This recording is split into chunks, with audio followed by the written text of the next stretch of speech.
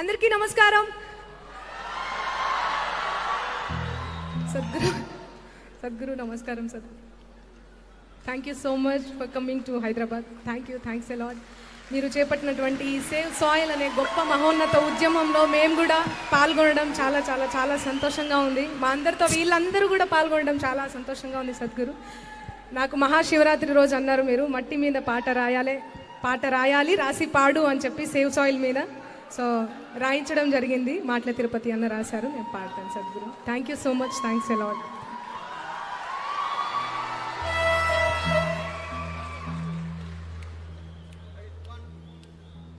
Save soil.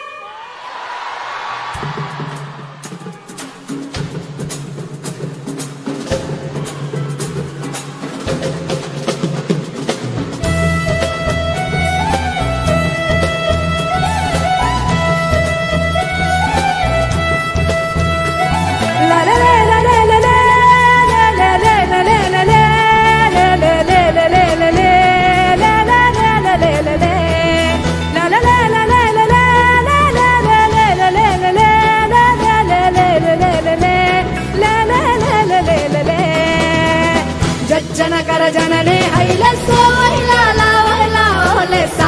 జనకర జననే హైలెస్సో హైలాలా హైలా ఓలెసా. తల్లి నీ గుండెలపై పూలుగా నే ఊయలలు పేధరణి దండాలమ్మ అమ్మ మానేలమ్మ. తల్లి నీ గుండెలపై పూలుగా నే ఊయలలు పేధరణి దండాలమ్మ అమ్మ మానేలమ్మ. మట్టిని ముద్దాడుకుందాం, మట్టిని కాపాడుకుందాం, మట్టి పరిమళాల గంధం రేపటి తరాల చరితకు అందం. తల్లి నీ గుండెలపై పూలుగా నే ఊయలలు పేధరణి దండాలమ్మ అమ్మ మానేలమ్మ. జనకర జననే హైలెస్సో హైలాలా హైలా ఓలెసా. జనకర జననే హైలెస్సో హైలాలా హైలా ఓలెసా.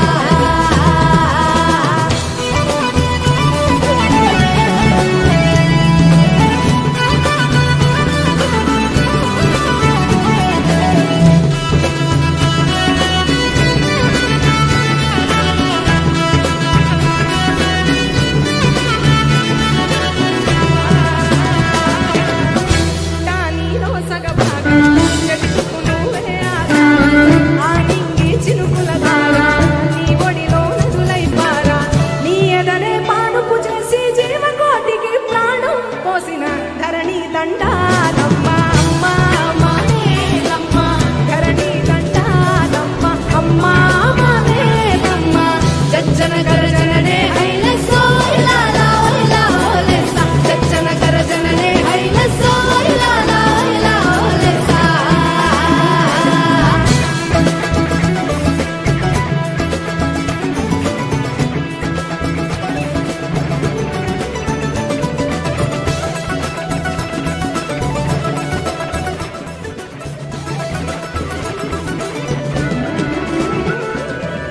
మణులు మాగానాలు నీ తనుకు సింగారాలు. ఆ కొండ కోనలు నీ మేలుకు మెరిసే నగలు. మానవాళి ఈ మానవాళి ఏమిచ్చుకున్న మట్టి తల్లిని రుణము తీరునా. ధరణి దండాలమ్మ అమ్మ మానేలమ్మ. ధరణి దండాలమ్మ అమ్మ మానేలమ్మ. జనకర జననే హైలెస్సో హైలాలా హైలా ఓలెసా. జనకర జననే హైలెస్సో హైలాలా హైలా ఓలెసా.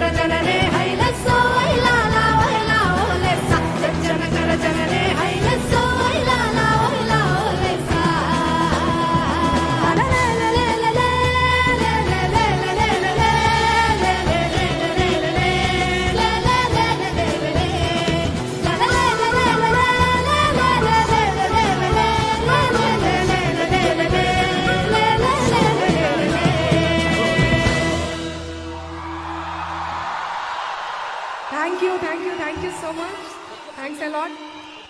ఒక చిన్న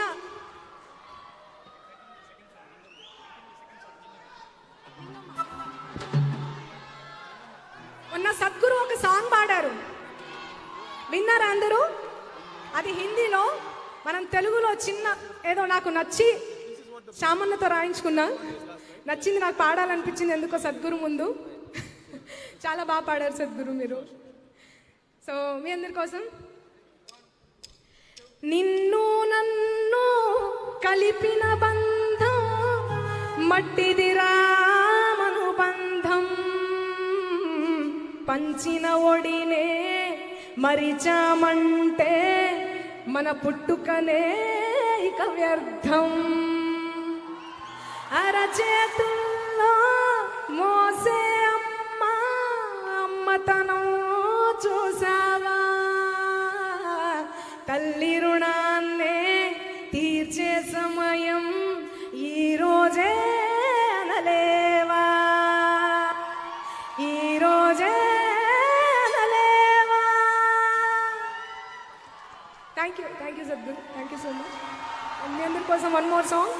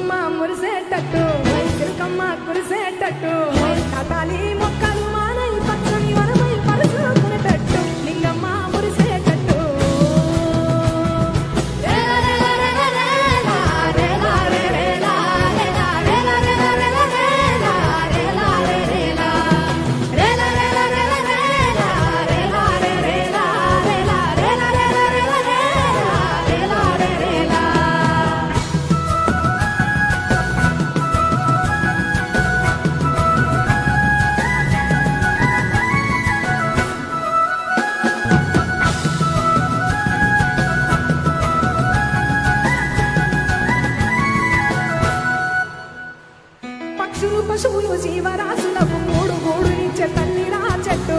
ఓలాలో ఓలా ఓలాలా ఓలాలో ఓలాలా మొక్కలు పుడమిలో మొలిసి నాటి ఉండే ఆనవాణి ప్రాణవాయువై కట్టు. ఓలాలో ఓలా ఓలాలా ఓలాలో ఓలాలా ముందు తరాలకు అందెదట్టు, ముందు తరాలకు అందెదట్టు ఈనాడే నీ చేత చెట్టు పెట్టు. లింగమ్మ మురిసేటట్టు, చిరుకమ్మ కురిసేటట్టు, నాటాలి మొక్కలు మానై పచ్చని మనమై పరుసుకునేటట్టు. Lingamma మురిసేటట్టు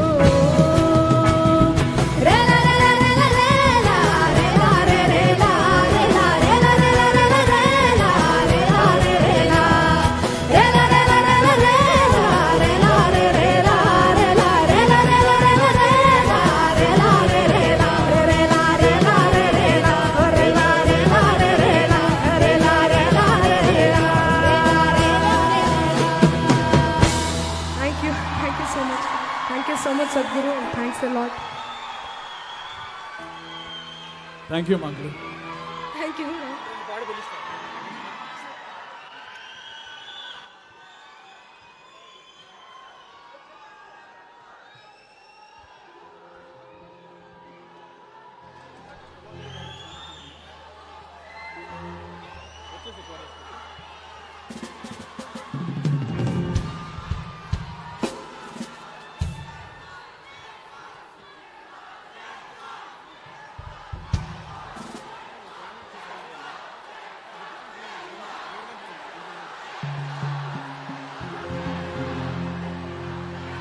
Check.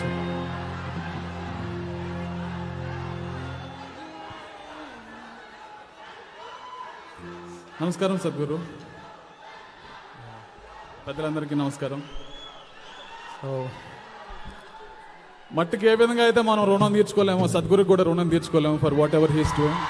Sadhguru, thank you so much for whatever you doing for us. పాట విషయానికి వస్తే,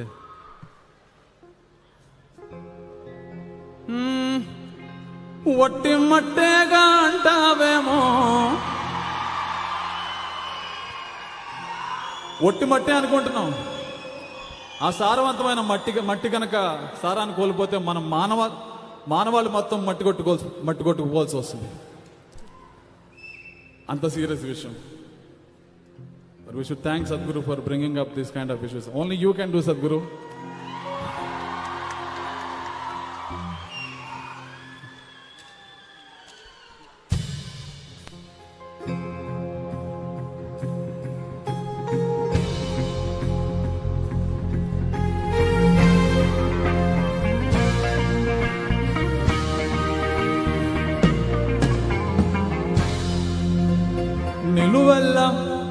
నిలువెల్ల పురుడోసుకుని నేలమ్మ పసిరి పైరులు గన్నది.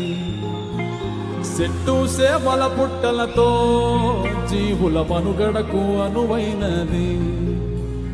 పురుగు పుట్ర సేరికతో సారం మట్టికి తోడైనది. పశుల పక్షుల తోడుగా జీవం నేలపై పారాడింది. ఒట్టి మట్టేగా అంటావేమో, మనుగడ పుట్టేది గిట్టేది మట్టిలోనే గదరా. మట్టేరా పుట్టుకకు ఆధారం, మోసేటి నివారం, అన్నమయ్య కలిగించే మమకారం.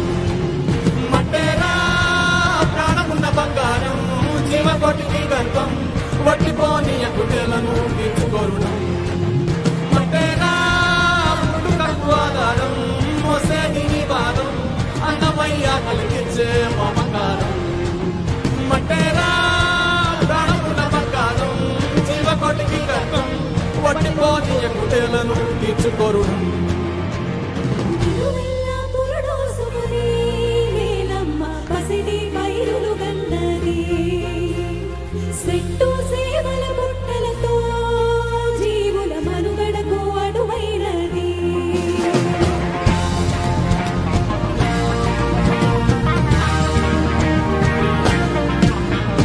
దేశమంటే మట్టెనో,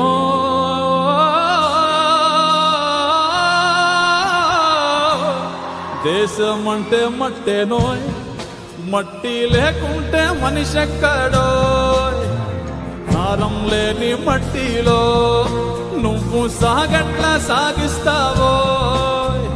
సాగుంటేనే సౌభాగ్యం, లేకుంటే నిలువలేదు ఏ రాజ్యం. తిండి పట్ట నీడకి నిండు మట్టేరా మూలాధారం. ఒట్టి మట్టేగా అంటావేమో, మనుగడ పుట్టేది గిట్టేది మట్టిలోనే గదరా. మట్టేరా పుట్టుకకు ఆధారం, మోసేది నీ భారం, అన్నమయ్య కలిగించే మమకారం. మట్టేరా ప్రాణమున్న బంగారం, జీవకోటికి గర్భం, పట్టిపోని ఎప్పుడేలను తీర్చుకోరుడం. మట్టేరా పుట్టుకకు ఆధారం, మోసేది నీ భారం, అన్నమయ్య కలిగించే మమకారం. మట్టేరా ప్రాణమున్న బంగారం, జీవకోటికి గర్భం, పట్టిపోని ఎప్పుడేలను తీర్చుకోరుడం. నిలువెల్ల పురుడోసుకుని నేలమ్మ పసిరి పైరులు గన్నది. చెట్టు సేవల పుట్టలతో జీవుల మనుగడకు అనువైనది.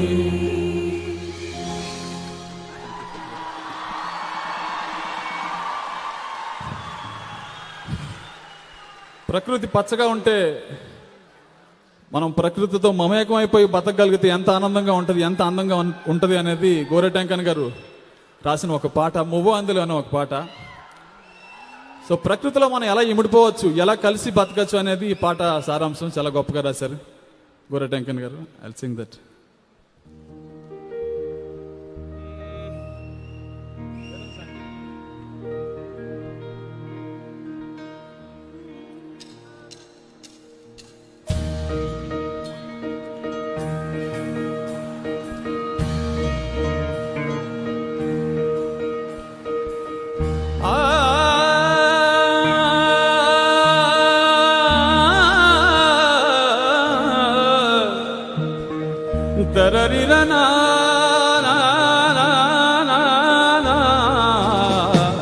మువ్వ అందలు ముత్తు కిన్నెరా చేతిలో పడదామా, పాట పాడుకుంటా ఆటాడుకుంటా పయన వెళ్దామా.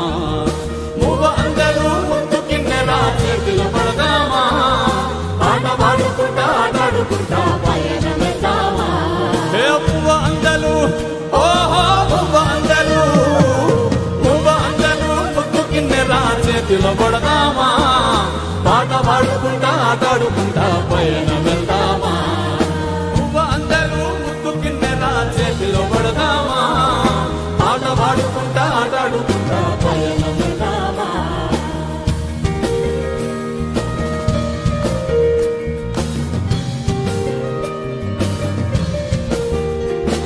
ఏ కోరెంక పువ్వా, ఓహో కోరెంక పువ్వా, గుంపులోనే ఒతికిపోదామా, సర్రంగ చెట్ల నీడలోనే ఆడుకుందామా. గోరెంక గుంపులోనే ఒతికిపోదామా, సర్రంగ చెట్ల నీడలోనే ఆడుకుందామా. గోరెంక గువ్వా, ఓహో గోరెంక గువ్వా, గోరెంక గుంపులోనే ఒతికిపోదామా, సర్రంగ చెట్ల నీడలోనే ఆడుకుందామా. చేతిలో పడదామా, పాట పాడుకుంటా ఆటాడుకుంటా పయన వెళ్దామా.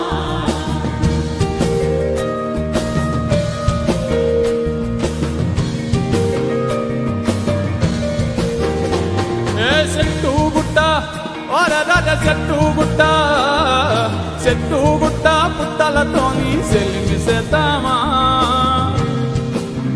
ఓ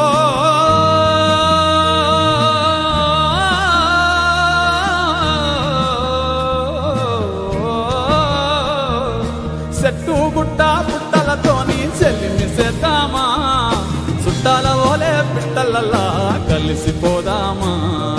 చెట్టు గుట్ట పుట్టలతోని చెల్లిమి చేద్దామా, చుట్టాల ఓలే పిట్టలలా కలిసిపోదామా.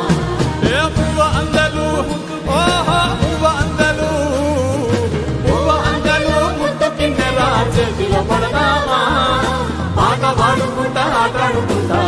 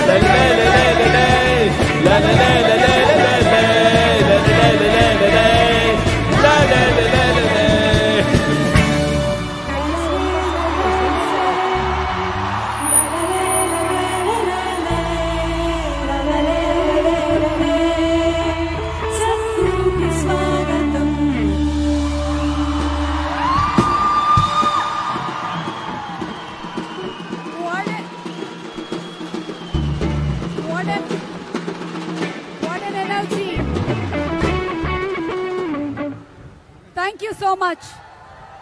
Thank you so much. Thank you so much, Ram Miryala garu, and thank you so much, Mangli. మీ పాటల్లో మామూలుగానే మట్టి వాసన గుబాళిస్తుంది. ఈరోజు మట్టి కోసం Sadhguru conscious planet save soil మూమెంట్లో మరింతగా మట్టి వాసనని వెదజల్లినందుకు ధన్యవాదాలు తెలియజెప్తున్నాము. Thank you so much Mangli and Ram Miryala. And thank you so much all the earth buddies. What a wonderful energy. Thank you. Sadhguru Hyderabad reach అయినటువంటి ఈ శుభ సందర్భంగా జరుగుతున్న ఈ సేవ్ సాయిల్ ఈవెంట్లో భాగంగా ఇక్కడికి విచ్చేసినటువంటి honourable minister for agriculture Shri Niranjan Reddy గారిని సాదరంగా వేదికపైకి ఆహ్వానిస్తున్నాము. May we request our honourable minister for agriculture Singireddy Niranjan Reddy garu to please come on stage and address the gathering. వారిని వచ్చి మాట్లాడవలసిందిగా రిక్వెస్ట్ చేస్తున్నాము. మంత్రివర్యులు మీరు మాట్లాడిన తర్వాత అప్పుడు సద్గురు గారు వేదిక మీదకి రావడం జరుగుతుంది. ముందుగా మినిస్టర్ నిరంజన్ రెడ్డి గారిని వచ్చి మాట్లాడవలసిందిగా రిక్వెస్ట్ చేస్తున్నాము. మీకు ఘన స్వాగతం పలుకుతున్నాము. Thank you so much Telangana government and thank you so much agriculture minister. Thank you.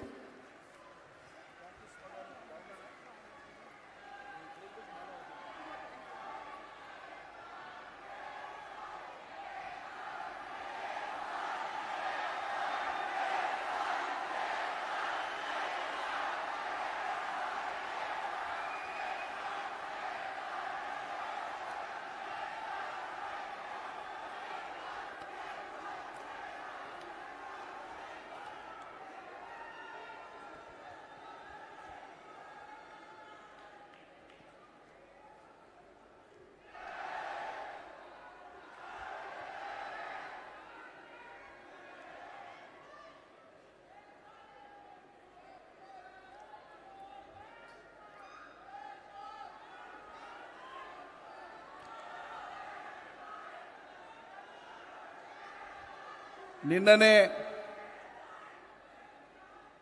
Telangana రాష్ట్రాన్ని ఈ నేలను ఋతుపవనాలు తాకినాయి. ఈ నేలను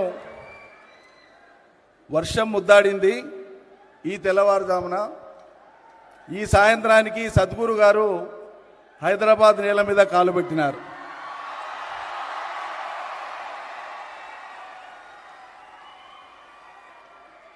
వారికి తెలంగాణ రాష్ట్ర ప్రభుత్వ పక్షాన, తెలంగాణ రాష్ట్ర ప్రజల పక్షాన, నా పక్షాన, రాష్ట్ర వ్యవసాయ శాఖ పక్షాన, రాష్ట్ర రైతన్నలందరి పక్షాన, నా సహచర మంత్రివర్యులు సోదరులు సభలో ఉన్నటువంటి గౌరవనీయులు శ్రీ శ్రీనివాస్ గౌడ్ గారి పక్షాన, స్పోర్ట్స్ చైర్మన్ వెంకటేశ్వర రెడ్డి గారి పక్షాన, ప్రకృతి ప్రేమికులు విద్యార్థికులైనటువంటి మా మిత్రులు వేదకుమార్ గారి పక్షాన, ఈ సమావేశంలో సభలో ఉన్నటువంటి వేలాది మంది పక్షాన వారికి హృదయపూర్వకంగా నేను స్వాగత సుమాంజలి తెలియజేస్తూ నమస్కరిస్తూ మీ అందరికీ నమస్కారాలు తెలియజేస్తూ పెద్దలకు, పర్యావరణ హితులకు, భూమి పుత్రులకు, ఈ నేల బిడ్డలకు, ప్రాణుల్ని, చరాచర జీవుల్ని ప్రేమించేటువంటి హృదయం గల మీ అందరికీ, యువతీ యువకులకు, అందరికీ, మీడియా మిత్రులకు నేను హృదయపూర్వకంగా మళ్ళొక్కసారి నమస్కారాలు తెలియజేస్తున్నాను.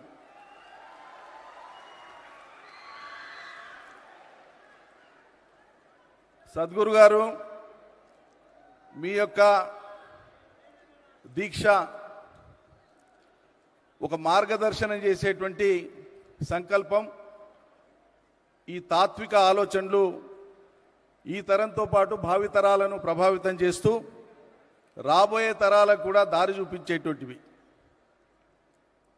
మేము మీ విశ్వాసాలను ఈ అంశానికి సంబంధించినటువంటి విషయంలో, ప్రత్యేకంగా సేవ్ సాయిల్ విషయంలో ముమ్మాటికి ఏకీభవిస్తూ అనుసరిస్తూ ఉండేటువంటి వాళ్ళము, ఆచరిస్తూ ఉండేటువంటి వాళ్ళం.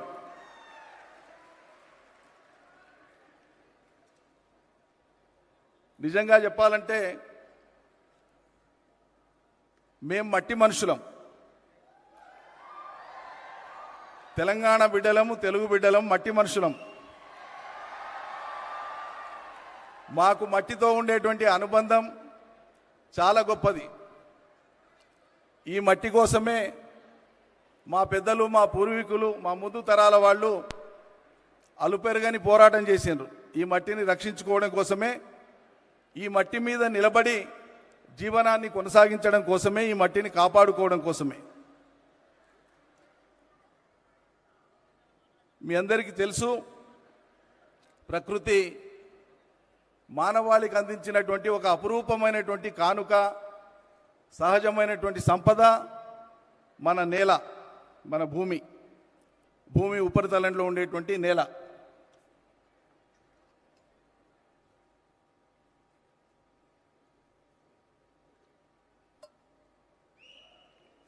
ఈ నేల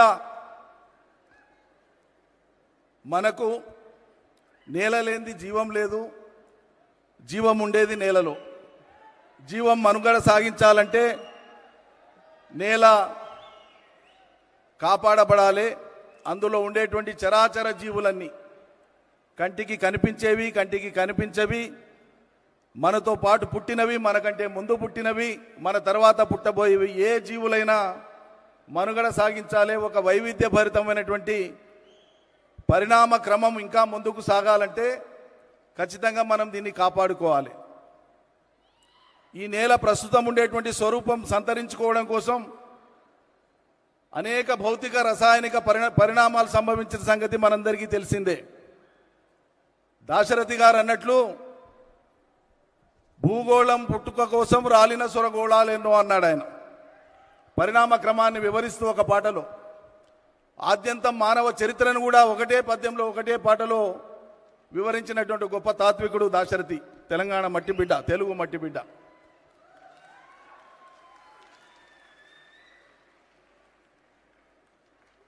పరిణామ క్రమంలో మనం చూస్తున్నటువంటి ఈ నేల, ఈ మట్టి జీవానికి యోగ్యమైనటువంటిది, ప్రాణులకు యోగ్యమైనటువంటిది, పంటలకు యోగ్యమైనటువంటిదిగా మట్టి మారాలి. ఒక్క పొర మారాలంటే 600 సంవత్సరాల కాలం పడుతుంది.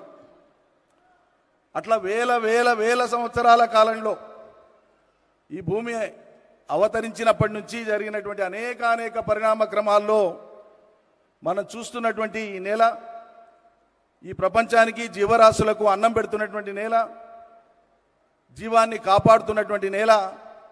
మరి ఈ నేల కాలగమనంలో, ప్రత్యేకించి మన దేశంలో తీసుకుంటే, దాదాపు ఇప్పటికే మనకు ఉండేటువంటి భూమిలో ఒక 30% భూమి ఎడారీకరణ జరిగింది.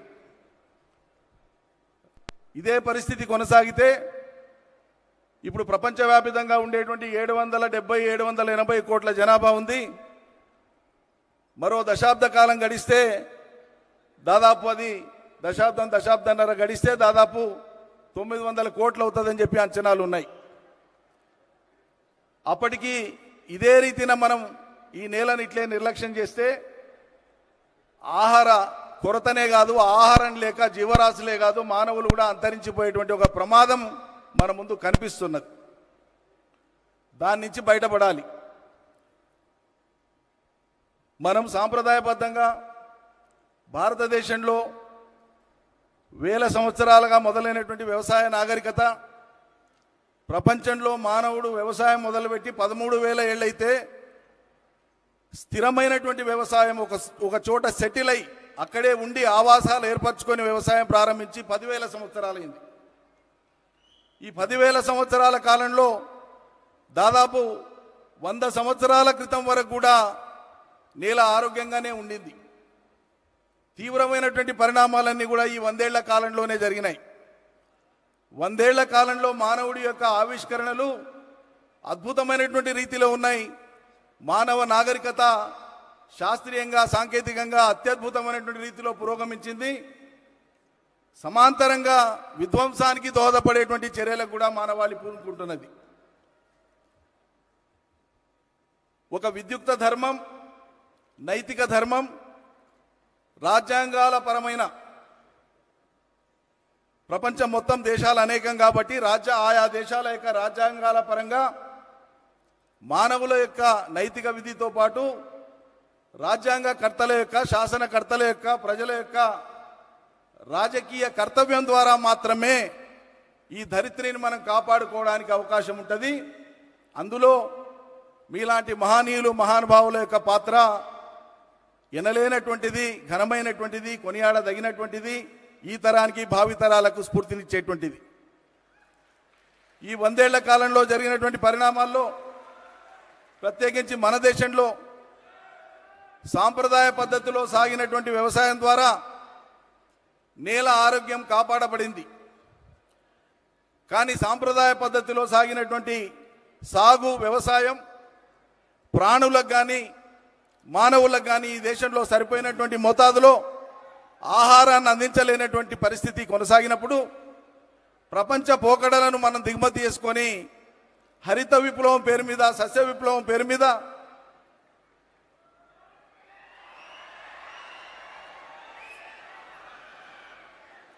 మనం మితి మించినటువంటి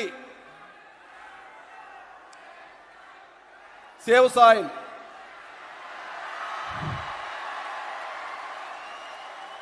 మితిమీరినటువంటి, మీకు తెలియాల్సినటువంటి అంశం ఇది. మనం అందరం భుజించేటువంటి ఆహారంలో ఈరోజు పరిమితికి మించినటువంటి ఫర్టిలైజర్, అదేవిధంగా పెస్టిసైడ్ రెసిడ్యువల్స్ ఉంటున్నాయి. వీటిని తగ్గించకపోతే, వీటి వాడకాన్ని రేషనలైజ్ చేయకపోతే, irrational usage of fertilisers and chemicals and pesticides వాటి మీద స్థిరమైన నియంత్రణ లేకపోతే భవిష్యత్తు అంధకారం అవుతుంది. అందుకోసమే చివరి విషయం చెప్పి నేను ముగిస్తాను.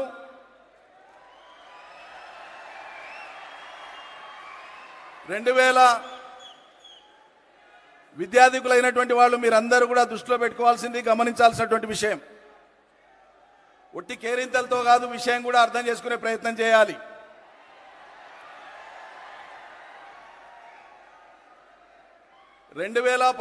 సెప్టెంబర్లో వారికి యుఎన్ఓతో అనుబంధం ఏర్పడింది కాబట్టి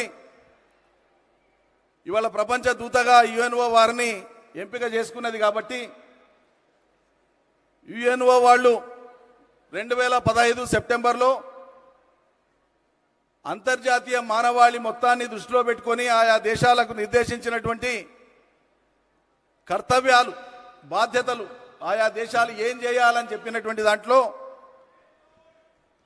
సస్టైనబుల్ డెవలప్మెంట్ గోల్స్ అని చెప్పి ఆ రోజు ఒక 17 గోల్స్ని ప్రపంచ దేశాలకు వాళ్ళు డిటర్మైన్ చేసినారు.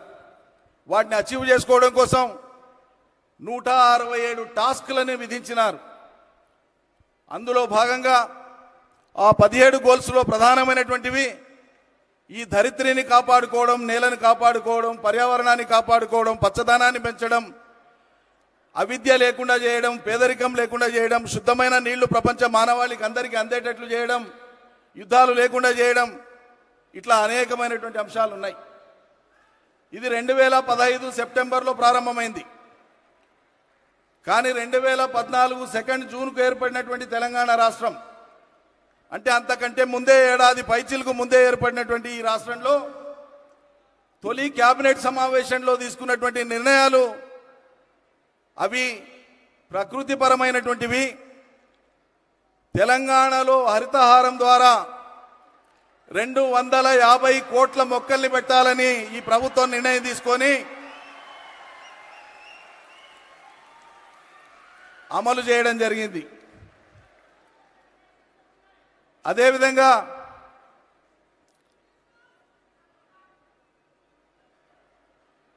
నీటి వనరులను సంరక్షించడం కూడా నేల ఆరోగ్యాన్ని కాపాడడానికి తోడ్పడేటువంటి అంశం. నీరు లేని నేల మళ్ళీ ఎడారిగానే మారుతుంది, అది ఇంత సారవంతమైందైనా.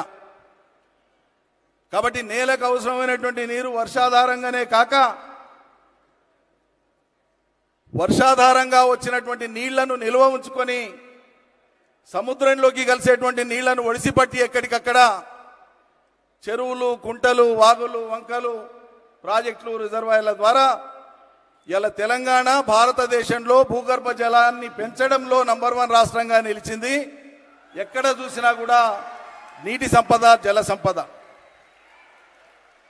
ఈరోజు తెలంగాణ నేల మీద మనుషులే కాదు, వ్యవసాయం వృద్ధి అయినటువంటి కారణంగా తెలంగాణ నేలంతా పచ్చబడ్డది. ఎక్కడ చూసినా కూడా పచ్చదనంతో పరుచుకొని ఉన్నది. అదేవిధంగా తెలంగాణలో పశువులు కానీ, గొర్రెలు కానీ, ఇతర జీవ సంపద అయితే లైవ్ స్టాక్ అంటామో మనం, అది సుమారు ఇవాళ 2019 లెక్కల ప్రకారంగా 5 ఏళ్లకోసారి పశుగణన జరుగుతుంది. 2019 లెక్కల ప్రకారంగా 3,26,00,000 జీవాలు ఉన్నాయి ఇవాళ తెలంగాణలో. ఆ జీవాల వల్ల జరిగేటువంటిది, అవి నేల మీద సంచరిస్తూ వాటికి దొరికిన ఆహారాన్ని భుజిస్తూ వాటి మలమూత్ర విసర్జన ద్వారా భూమి సారాన్ని పెంచేటువంటి ప్రక్రియ కూడా తెలంగాణలో జీవజాతులు తోడ్పడుతున్నాయి. ఈ విధంగా రాబోయే తరాలకు ఈ నేలను కాపాడుకోవడం ద్వారా 1 ఆహార భద్రతను, 2 మంచి పర్యావరణాన్ని అందించేటువంటి బాధ్యత మనందరిది. ప్రపంచ ప్రఖ్యాత ఆంథ్రోపాలజిస్ట్ ఎన్రిక్ సాల్మన్ చెప్పినటువంటి విషయం, మనం బంధం జీవులం అంటే మనుషులమే కాదు, అన్ని రకాల జీవులతో మనకు బంధం ఉంది, అనుబంధం ఉంది అన్నటువంటి దృష్టితో మనం గాలి పీలుస్తున్నాం, అవి కూడా గాలి పీల్చుకుంటున్నాయి. వాటి గాలి మనం పీల్చుకుంటున్నాం, అవి జీవించాలి, మనం జీవించాలనేటువంటి ఒక సిద్ధాంతంతో, కారుణ్యమైనటువంటి భావనతో, కంపాషన్తో ఈ భూమి మీద మానవుడు ఒక్కడే కాదు హక్కుదారుడు, సమస్త జీవజాతులన్నీ హక్కుదారులైనటువంటి విధంగా భావితరాలకు ఈ సందేశాన్ని తీసుకొని పోవాలి. దీన్ని మనం అందరం ఆచరించాలని చెప్పి మనవి చేస్తూ, తెలంగాణ ప్రభుత్వ పక్షాన మీ యొక్క ఫౌండేషన్ చేస్తున్న కృషికి మేము అనుబంధంగా ఉంటాము, తోడుగా ఉంటామని చెప్పి ప్రకటిస్తూ మీ అందరికీ ధన్యవాదాలు అర్పిస్తూ ముగిస్తాను. జై తెలంగాణ, జై Bharat.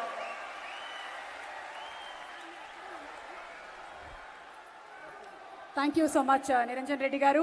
And as a part of the Save Soil movement, on this historic day at Hyderabad, the Telangana government and Isha Outreach shall be signing a memorandum of understanding to rejuvenate Telangana's soil. That's a proud moment for Telangana and the Save Soil movement. And దీనికి గాను వేదిక మీదకి మనందరికీ ఎంతో ఇష్టమైన మన ప్రియతమ సద్గురు గారిని ఆహ్వానిస్తున్నాము. Sadhguru Garu to please come on to the stage, and requesting our Agriculture Minister Niranjan Reddy Garu to exchange the Memorandum of Understanding between the Telangana government and Isha Outreach.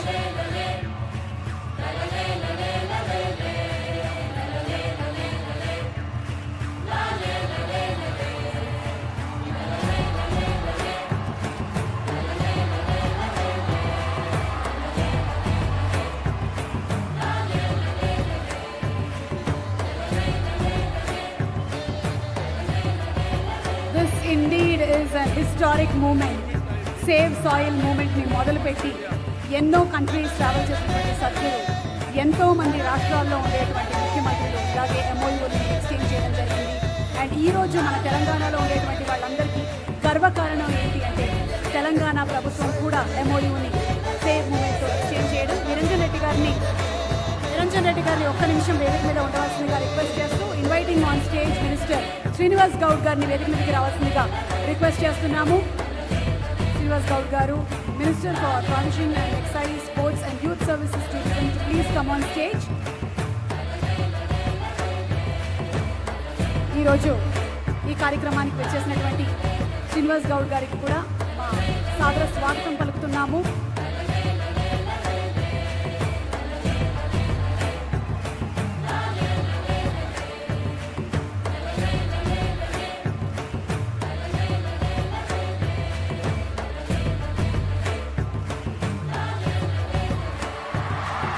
Also requesting everybody to hold your placards, Save Soil.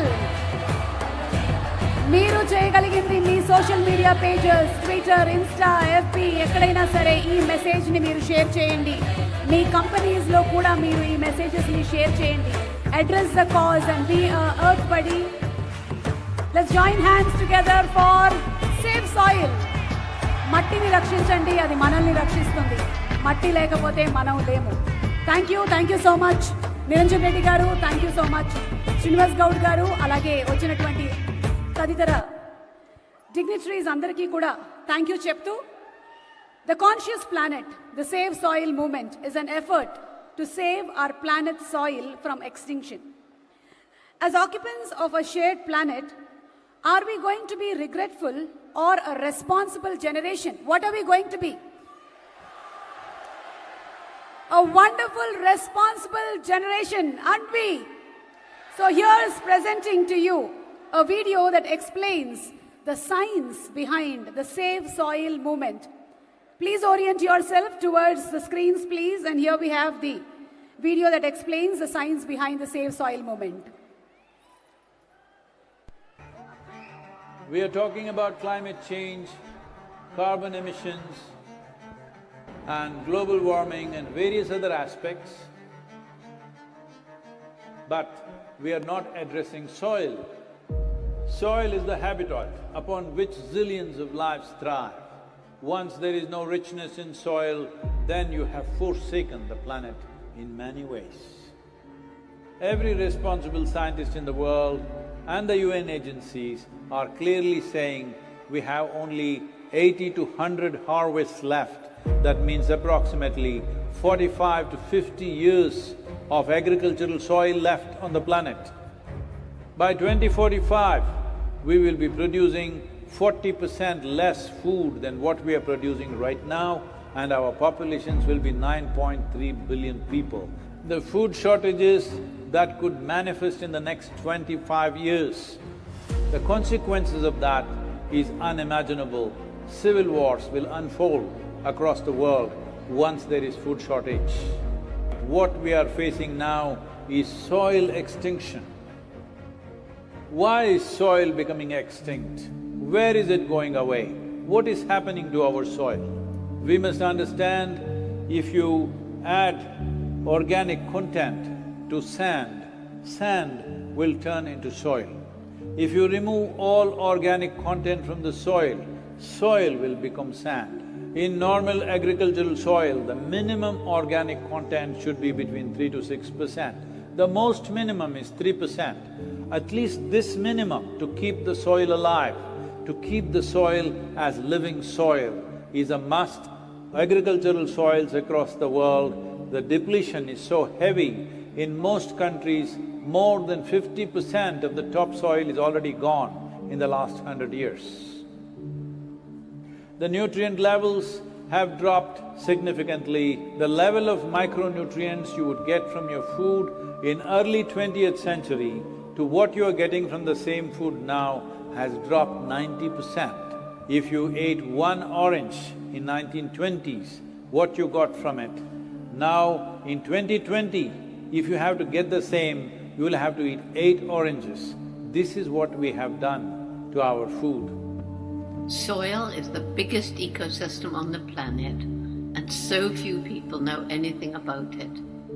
1 teaspoon of healthy soil probably contains more microbes than there are people on Earth. The microbial life in the first 12 to 15 inches of topsoil is the basis of our existence. It is this magic beneath our feet which has produced the life that we are.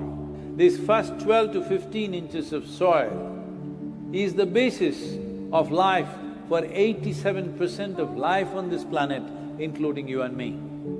We have to begin to recognize that what we call our soil, Mother Earth, is a living organism. Open soils, ripped open by ploughing, open to sunlight, is the basis of destruction of microbial life. So the focus should be on agriculture, the focus should be on seeing that land is under shade as much as possible, some kind of shade, grasses, herbs, bushes, trees. So it's extremely important that soil regeneration is enshrined in the policy of every government on the planet. We must change the narrative on the planet that soil is a wealth, a legacy we have received from previous generations, and we have to pass it on as living soil for future generations. We are in a cusp of time. If you do the right things now, in the next 15 to 25 years, we can significantly turn this situation around and regenerate the soil. But if we allow this to progress like this for another 30 to 40 years, after 40 years if we attempt this, then it could take 150 to 200 years because that much loss of biodiversity would have happened. From 21st of March for 100 days, the whole world, every human being on the planet should talk soil.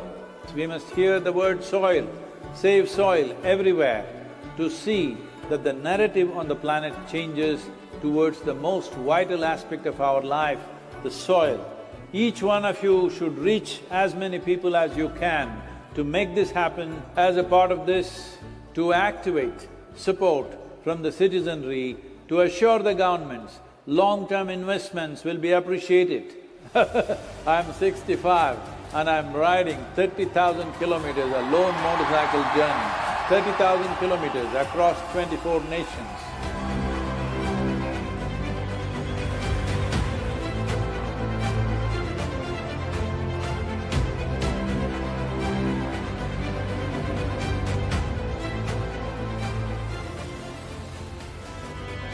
Sadhguru, thank you for what you're doing. Dear Sadhguru, one of the world's voices and leaders on soil conservation. وابدا بالنسبه لنا في رابطه العالم الاسلامي As for the Muslim World League, we are completely ready to help you.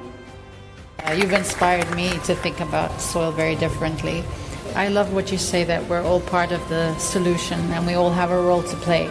This is my appeal to every one of you, because I don't want this COP15 to end as one more convention with more paper and more paper. This must end with concrete action, and action in such a way that it's implementable.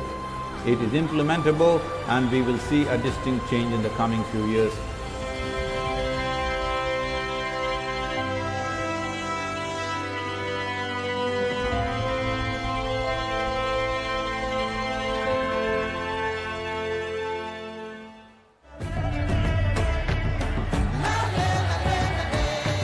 This is a perfect confluence of how we see things and the importance of the soil. Save the soil.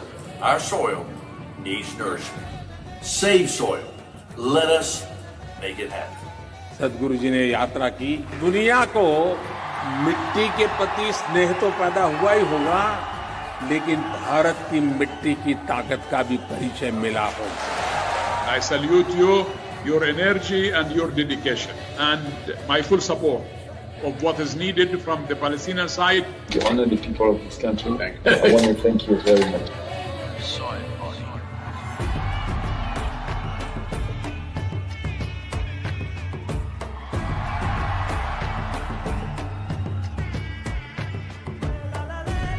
And the movement that you have taken up, I could not expect any more God's blessing than that.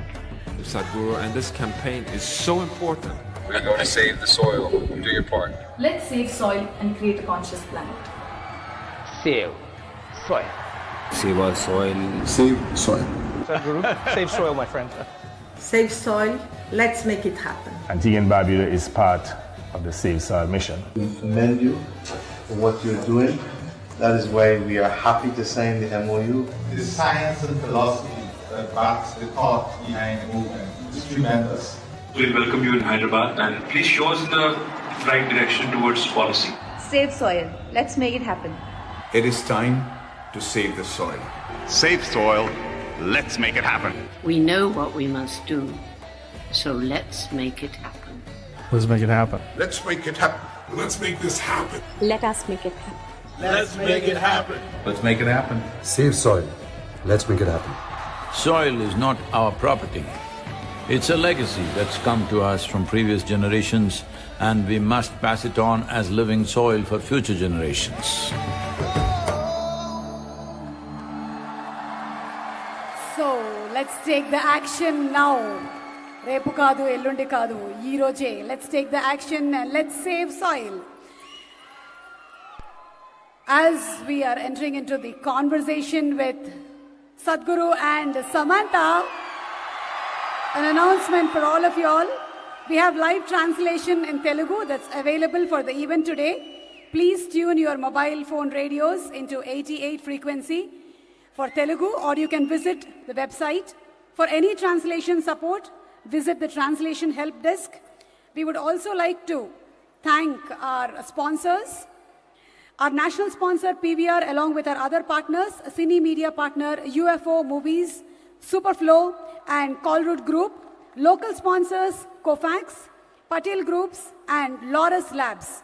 Thank you so much for being associated with Save Soil. And I'm delighted to announce in conversation event, yes, Samantha Ruth Prabhu with Sadhguru. The very versatile actress is the recipient of several awards, including 4 Film Awards South, 6 South Indian International Movie Awards and 2 Andhra Pradesh State Nandi Awards. Apart from her acting career, she also has started her own NGO, Pratyusha Support, to provide medical support for women and children in 2012. Ladies and gentlemen, presenting to you Samantha Ruth Prabhu, manandariki chala ishtamainatvanti mana Sam, ee roju in conversation with Sadhguru. So may I request once again our dearest Sadhguru to please come on stage. Whether it is a question related to our physical self, spirituality, family or planet, one thing that we all know is ask Sadhguru. Our solution to all the problems, our dearest Sadhguru in conversation with Samantha.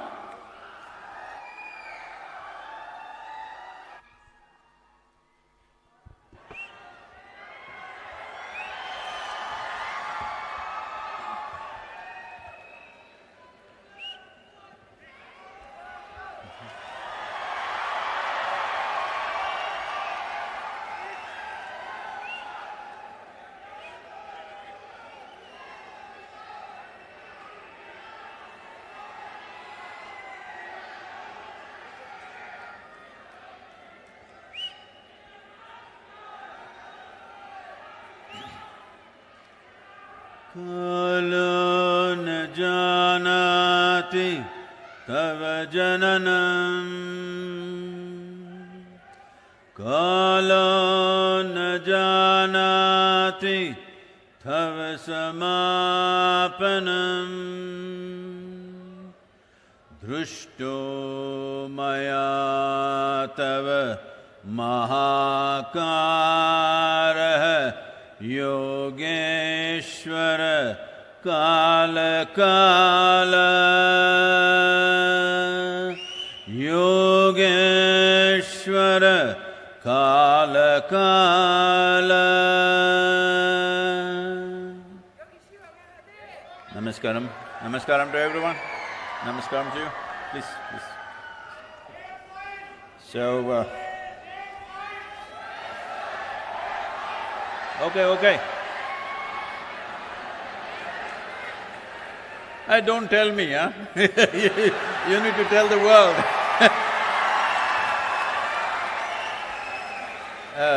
Samantha couldn't come on time because as she was coming, somebody informed her, I'm wearing an yellow kurta, so she had to go back, change and come.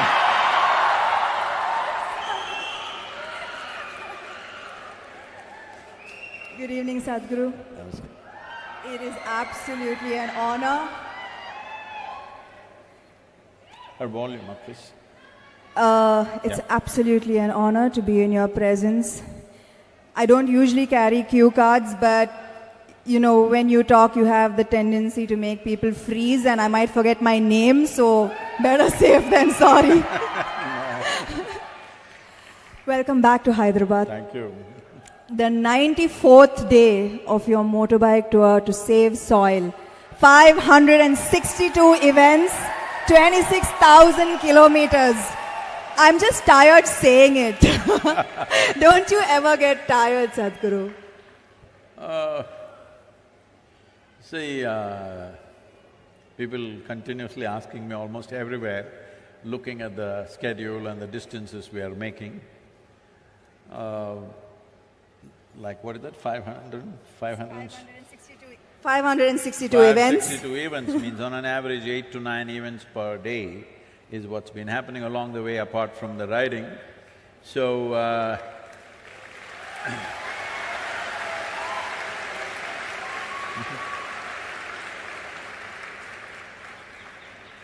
so continuously, almost in every nation, this is a question, how do you manage this?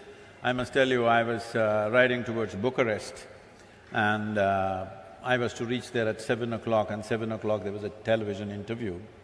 But weather got very bad and the road What is that?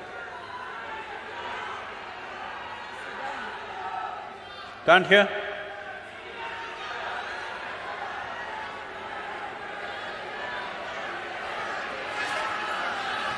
What?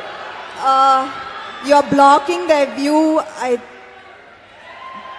You can see there. That's okay, please. Now they can't change that, please. You look at the screen. You always seen Samantha only on the screen, so what does it matter? It's not me they're here for, Sadhguru. Huh? It's not me they're here for.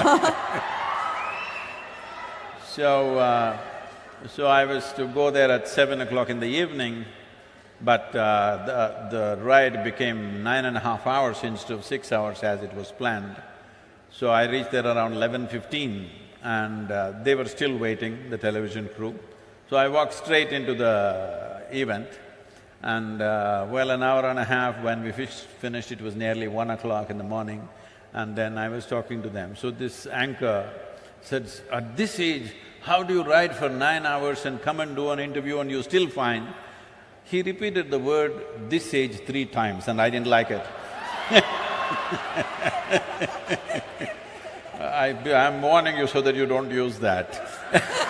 I'll make note. So I told him, see, I lived my life so intensely, I never had the time to get old.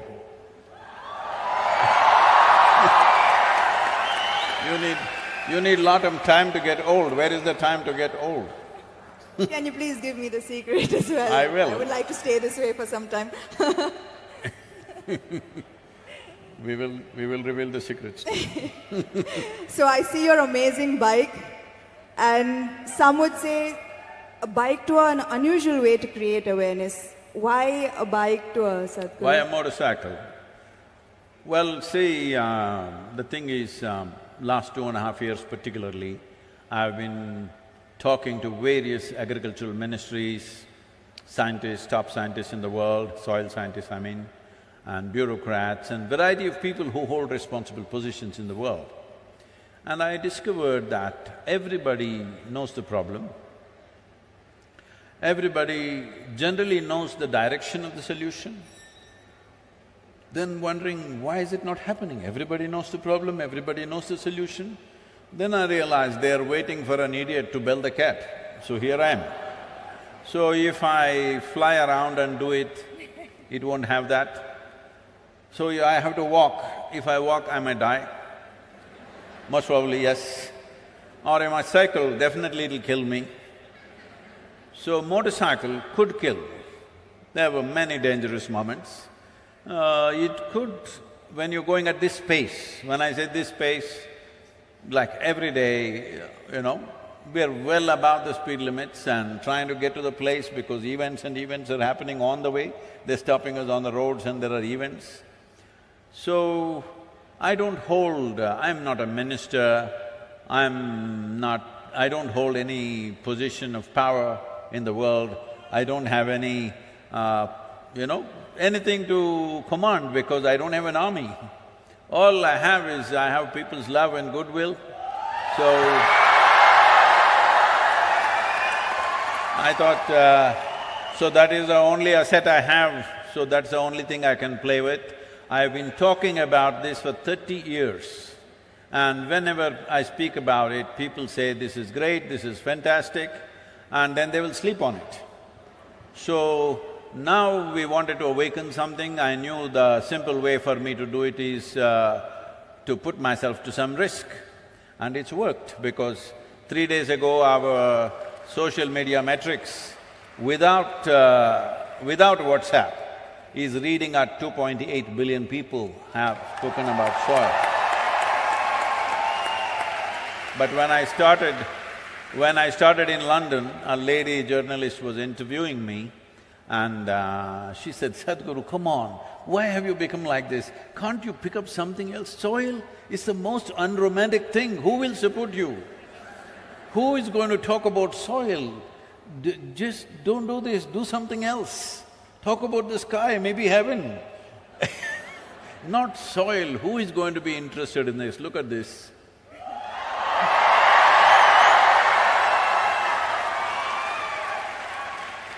There is this constant question about river water being wasted to the ocean, Sadhguru. So, is there a way that we can save it?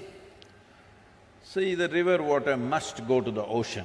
On the way you can drink, you can irrigate your lands a little bit, you can use it, but river water must go to the ocean. This is a very wrong concept which a lot of states are unfortunately taking. If the river water does not go, enough river water, I would say in ideal conditions, minimum 50% should go. But with our population pressure, where we have 4% of the world's land and 17.6% of population, world's population, with this pressure, you cannot expect 50% to flow. At least 25% of the river water must flow into the ocean. Why? India has 7,600 square kilometers of coastline. So along this coastline, there's an ecosystem which is semi-marine kind of ecosystem. It's a completely different ecosystem than the marine ecosystem and also different from the river water itself, because it's a meeting of these two, meeting and mingling of these two different types of waters. If this buffer goes away, then marine ingress will happen. Marine water will start percolating into the soil and coming in. You know from Tamil Nadu, 80 kilometers inside, marine water has come right now in Tuticorin region. Just 15 years ago, it was all sweet water. Today, all the wells are salt water.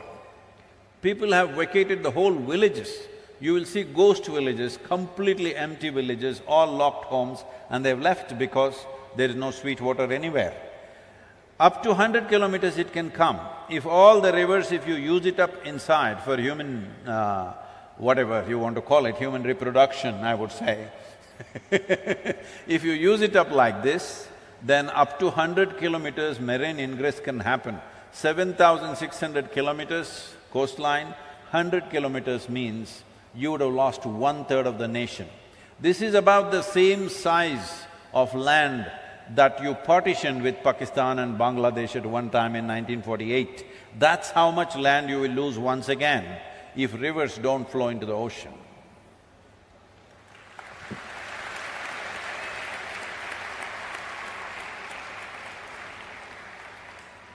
Sadhguru, since I have this time with you, I'm going to be greedy and ask a few questions that have been on my mind for a while. Personally, I love to visit places of worship. I believe in a higher power, in good energy, in karma. But there is a counter viewpoint that religion divides us. What is the purpose of religion in our lives today, and how would you answer an atheist who says that the world would be a better place without the divisive policies of religion? I very much agree with that. Because of the way we are propagating it today. See, most religions that you know today, in its infancy, started as spiritual processes, as a quest for human being to know something beyond just eating, reproducing, sleeping. Beyond that, because there's a longing. This is not taught to you, there's a natural longing within you. See, if you're struggling for food, food will be the only thing. If you're struggling to have a shelter, that'll be the only thing. Suppose everything you want is just provided today, then suddenly you wonder, why am I here? What is it?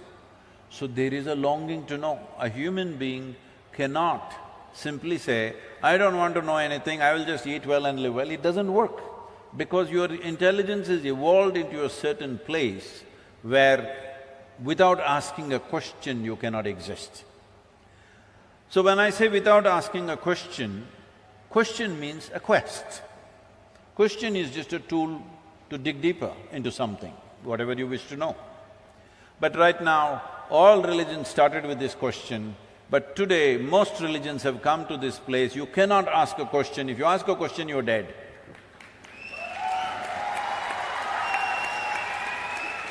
So, with what purpose it started and what it has become today is a different thing. So, we need to make a distinction between religion, religious process and spiritual process. It has become necessary today to do this, because today religion means belief. You believe this and this, then you belong to this religion. If you believe that, you become that religion. So when you say, I believe something, it's like this. How many of you here believe you have two hands? All of you just raise one hand. If you believe you have two hands, do you believe you have two hands, or you know that you have two hands? You know. If somebody starts an argument with you to prove that you have no hands, if their argument becomes too overwhelming, one slap in the face. He knows you got hands. This happens in the movies, huh? But in God you believe. Why? Because you're still not even straight enough to admit what you do not know as I do not know. This much sincerity should enter human heart and intelligence. What I know, what I do not know, I do not know. What is the problem? Whatever I do not know, I believe. You're destroying I do not know. I do not know is the most tremendous possibility in your life. When you see I do not know, the longing to know, the seeking to know, and the possibility of knowing becomes a reality. If you destroy I do not know, you will just believe something because it's come from some authority, or people claim it's come from an authority.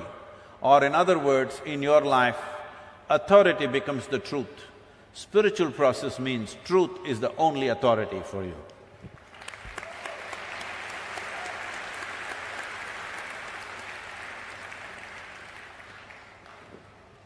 Another question that has been on my mind lately is how much of one's life is a result of their past karma? Are the injustices and unfairnesses that one faces in one's life a result of their past karma? If so, do you accept these injustices and find solace in the fact that, okay, the karma is being cleared, even though it might seem detrimental to our lives in so many ways? Samantha, you're old enough for this. I'm not saying you're old, I said you're old enough. Do you still expect the world to be fair to you? That's why I'm asking this question. Can I blame it on my past karma is what I'm asking. I want the world to be fair to me is a schoolgirl question. By now you should know the world is not fair. It will not be fair to you. But if you dig deep into yourself and have a taste of life, not a taste of your thought and emotion, the taste of life that you are, then you will see life is not just fair, it's just fantastic. So, do you want fair life or fantastic life? You must decide.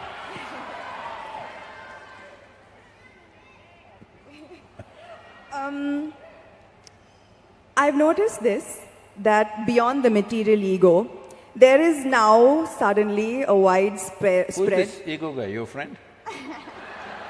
Is all around me. And in my industry, the heights of it. So beyond the material ego, I've noticed there's now widespread spiritual ego. I've come across a lot of people who are now on a spiritual path, not you, Sadhguru, who consider themselves superior to people who are not on a spiritual path. How would you advise such people to ensure that they don't fall a prey to this new spiritual ego? First we'll address this ego guy, okay? If you show me where it is, I'll fix it right now.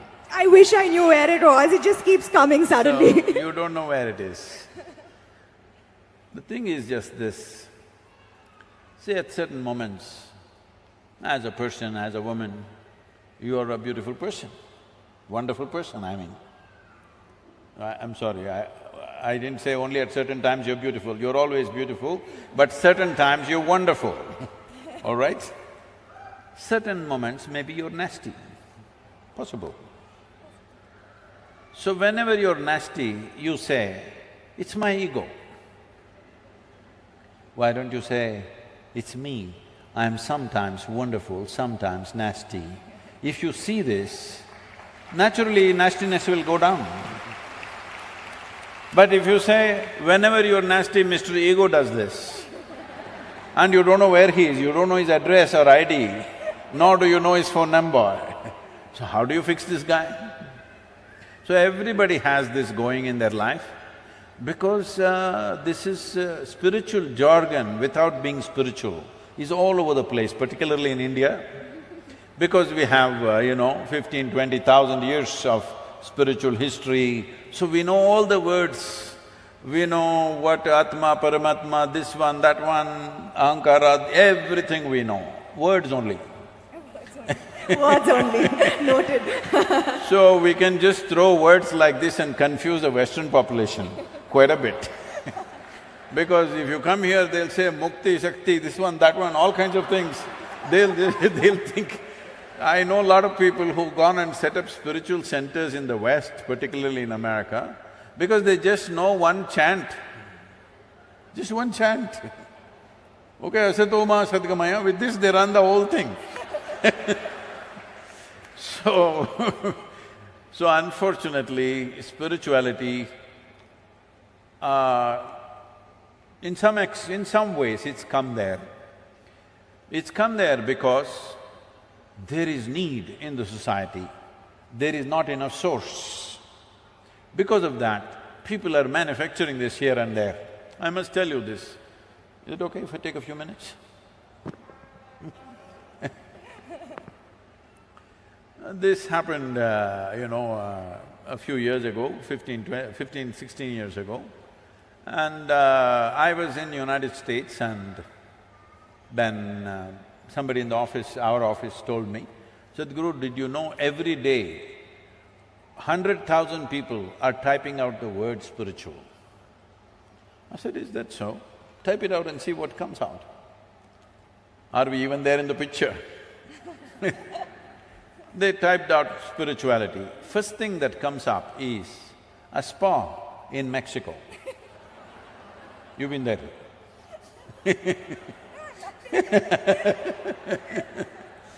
And the next thing that comes out is a call girl in Northern California. She has learnt all that SEO. For everything she says spiritual, spiritual, spiritual, 108 times she uses the word spiritual on her website. You say spiritual, she comes up, number 2. I thought this is a shame. For thousands of years, anything spiritual means people looked east. East means India, that's what it meant. So I said we must start something, a spiritual gateway, that if people say, if they seek spirituality, they must look towards India. because this is one culture which has spent maximum amount of time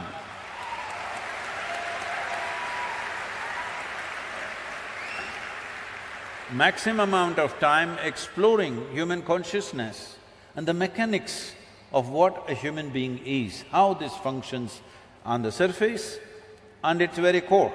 How does this function? What can we do about it? This has been explored. I'm not saying this out of my Indian origin, I'm saying this after looking at the world closely, that nowhere else has it been looked at like this. So, I said, we must start a spiritual gateway, India, the spiritual gateway. As a part of this, I thought, till then, I must tell you this, till about 15 years ago, I had not met a single guru in this country. I just did not meet, I was just busy doing my own work. I never thought I had to go and look for somebody, I had never been to any other ashram anywhere. And then I thought, okay, let me make an attempt, then I started making phone calls. They all received my call pretty well, and then I started visiting some people and started putting together. We had one meeting with 125 gurus.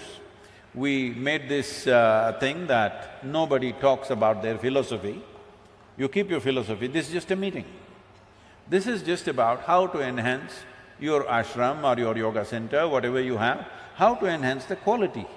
We will teach you management, we will teach you branding, we will teach you how to make a website, we will teach you how to present yourself to international community. Your philosophy, we don't touch, you don't touch mine, I don't touch yours. You do your own thing. Because that is the beauty of this culture, that it can exist in hundreds of forms, thousands of forms, and it's okay with us. So when I went about doing this, well, I met many wonderful people, but at the same time, at least 60 to 65%, it hurts me to say this, I found that if I walk into an airport or a golf course, I meet better men than in the so-called spiritual centers. Because it's full of jargon, no heart, no depth, no profoundness, simply one chant, one nonsense, one philosophy that they read somewhere. It's going on like this. This needs to change. So to bring this profoundness to people, as people get closer to me, I get harder and harder and harder. Those who are very close to me, I am bloody cruel. Yes, because just to bring integrity into spirituality is so hard. Because the moment they get spiritual, little, like you said, you're calling it spiritual ego, I call it spiritual airs. They get spiritual airs, air bubbles get in their head. Suddenly they start acting funny, they start saying things that don't exist, they start talking about nonsense that nobody understands. If you speak something, whatever nonsense you speak, people in front of you must understand, otherwise why the hell are you speaking? Because the purpose of speech is to make somebody understand what you're saying. No, if I say something that you don't understand, I become big, you become small. This is rubbish. This is going on for too long. So everybody quotes a book, it all looks like, we are right now talking about earth buddies, we are creating an earthworm image, we are trying to create an NFT. We've over 40,000 images we have created, we will release it shortly. We'll gift you one earthworm, okay? Now, these are all bookworms who fell out of a book. These bookworms were important when there was low literacy in the societies. Only one man in the village could read the book, suddenly he was very valuable. Now everybody can read, what is the point you reading a book to me? If you have something to say other than the book, you tell me.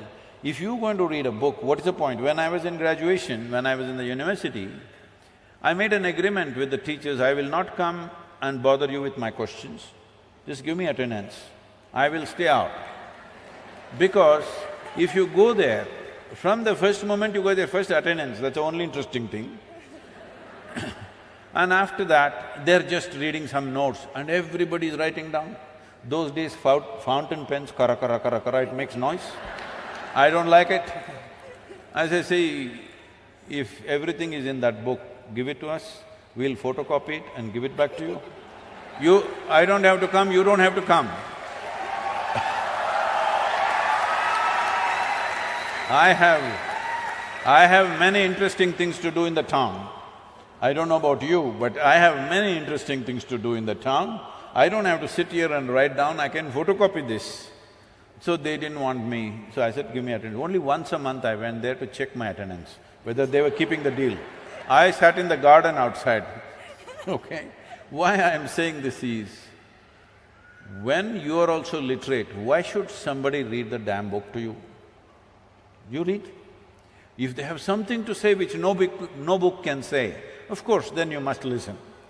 So, this whole spirituality as a thing, unfortunately, has fallen on bad times, but slowly it is rising because people's longing is increasing. I must tell you this, 40 years ago when I first started the programs, in our engineering programs, in various different forms, 85% of the people used to come to the programs only for health problems. Only 12–15% came to know something. Today, over 90% of the people come because they want to know something, experience something. Only 8 to 10%.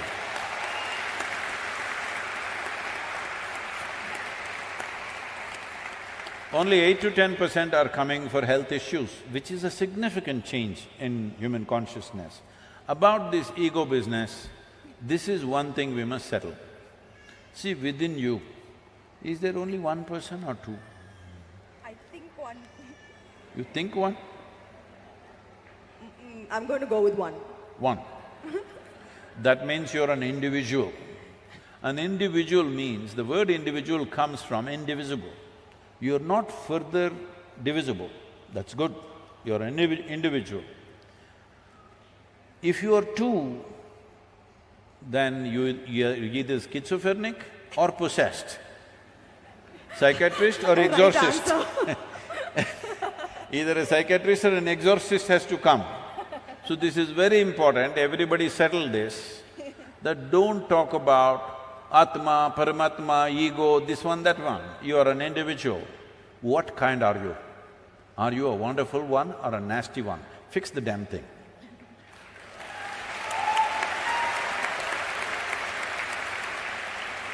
So you're saying, Sadhguru, don't give excuses that, this is me and this is my ego and we are two different… No. You are one and take responsibility for it.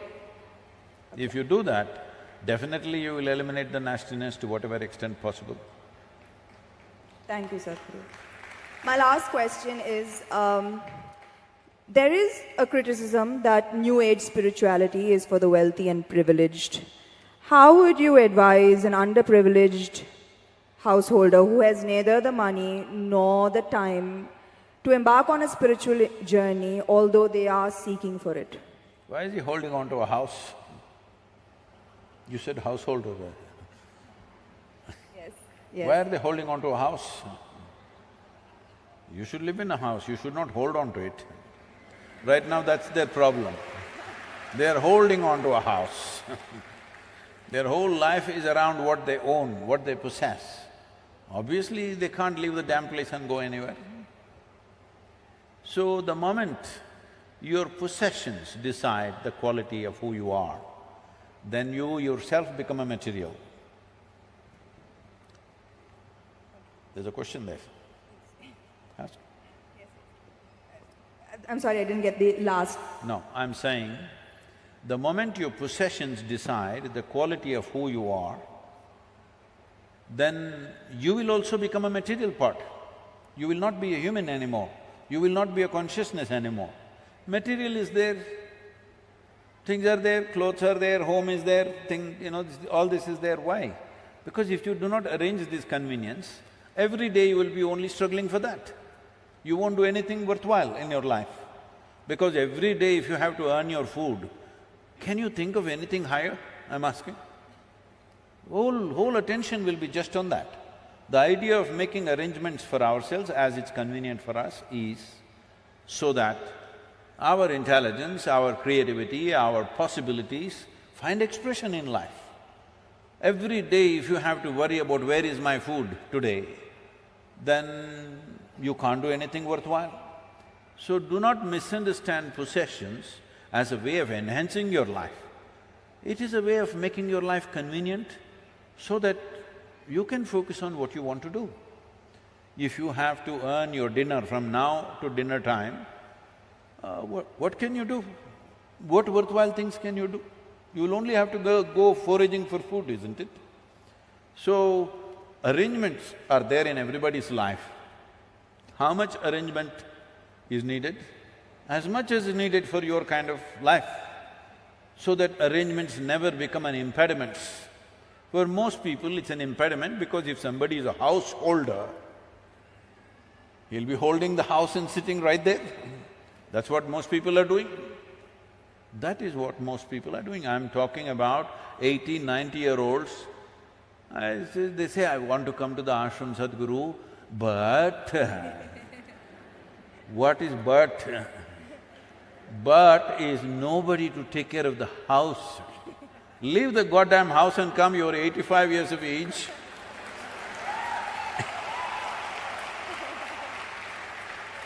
You're holding the house so much that you think it's going to go with you. There's no container service, definitely nobody transports homes. So, these householders, they must change their thing, they must live in the house. What kind of house? Whatever is convenient for them. When I say convenience, somebody wants to build a house for 10 crores. They're capable of making that money and building that house. If they can do it effortlessly, let them do it. For somebody else, 10 lakh rupee house itself is a burden. You know, there used to be movies maybe before you came, at least in Kannada I know, there are movies about, oh, build a house and see, get somebody, your daughter married and see, these are the most difficult things to do in life. Arey, daughter will get married, leave her alone, huh? If you just leave her alone, she'll get married without any expense.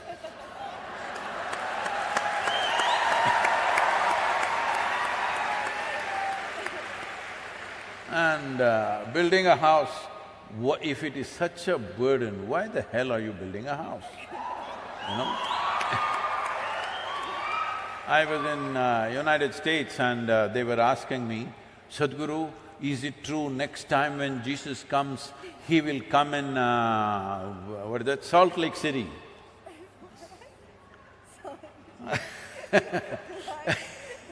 You know Salt Lake City, you don't know? Oh, there is a whole story, I won't go into it. I said, see, last time he came around Jerusalem and he came and he said, come follow me. Only 12 guys. Out of the whole population, only 12 guys he got. Out of that, one of them freaked on him anyway. But if he comes to United States, now in 21st century, and says, come follow me, nobody will be behind him because you got 35-year house mortgage, 15-year card mortgage, 20-year student loan.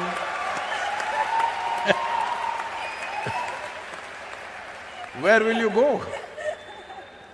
At that time, somebody said, Master, my father is dead, can I bury him and come?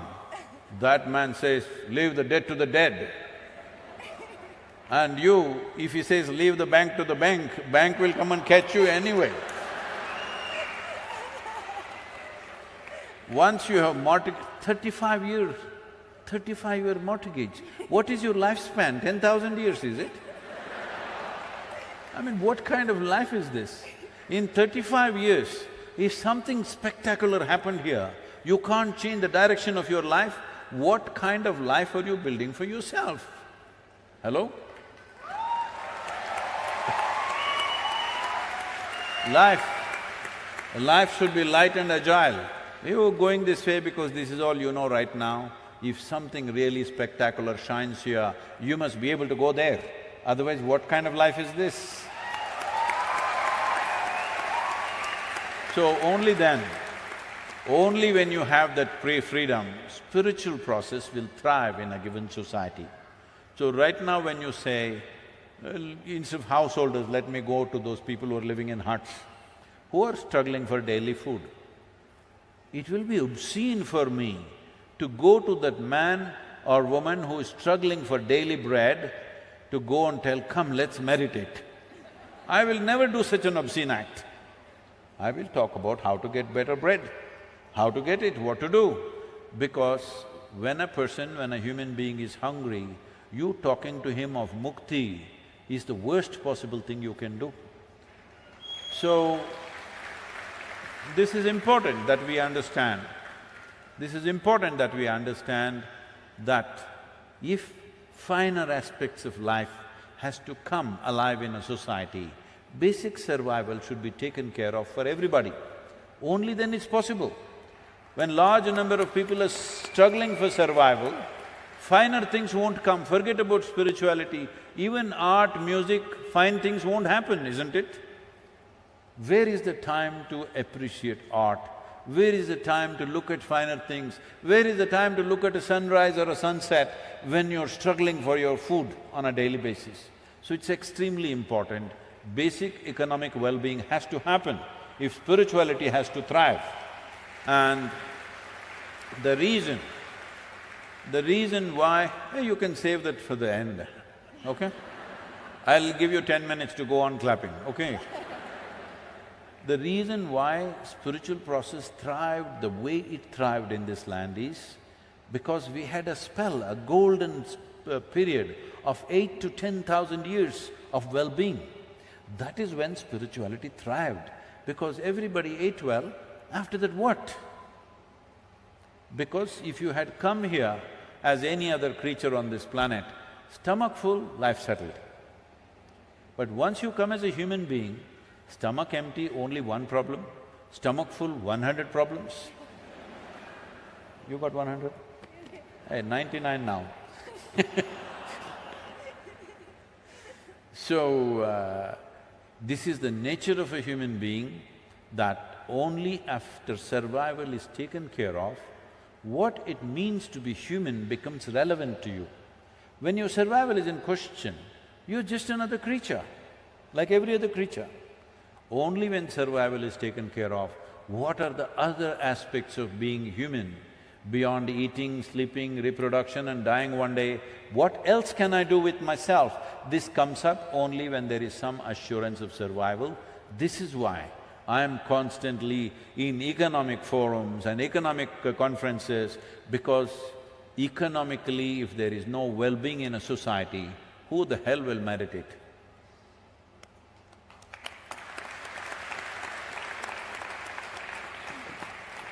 Thank you, Sadhguru, for your time. Thank you so much. You're done? Do we have questions? So I'm making an offer to you, Samantha, if you get me 25 million people as Earth buddies, I'll give you a ride on the motorcycle. How's that?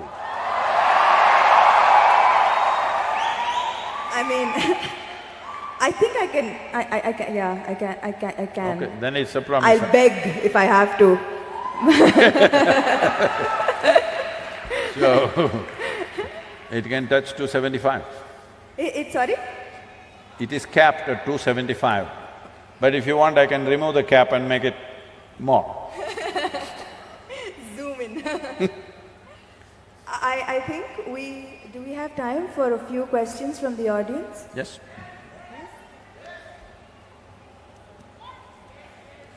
Yes, please. Yes, okay, great. Namaskaram, Sadhguru. Where are you? I'm here, Sadhguru. Where? I'm here, Sadhguru. Yeah, you must say, I am 10 o'clock. 10 o'clock. Yep. Glad to be here, blessed to be here. The question is, why our older generation used to say, whenever you are going to a great guru or someone, don't touch their feet, touch the soil. Don't?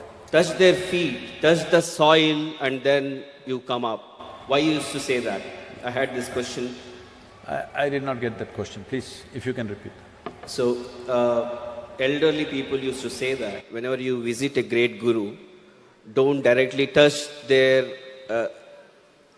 feet, but definitely touch just the soil before that. They used to say that. So, any reason for that, whether it is related to any Save Soil movement or spirituality movement? I agree with these elderly people, because when I'm riding, wherever, there are Save Soil lineups, A few are formally organized, others by themselves, a few hundred people gathering all over in every state that we are going. When I'm riding, if I ride away fast, they'll feel bad, I don't want to do that. So I slow down. The people who did not get this advice, these guys when I'm riding, they're coming and grabbing my leg. The motorcycle weighs 360 kilograms and they're pulling off my leg like this. They didn't hear this advice. I wish they had spoken more loudly.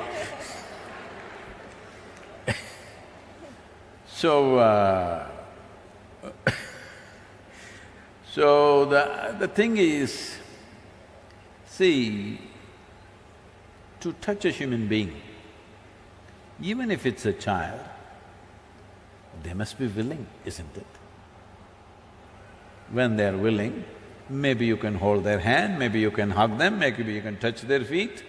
Depending on what type of relationship, accordingly people can do different things between human beings. Otherwise, in this culture we told you this. Now, lot of people have become half English in this country.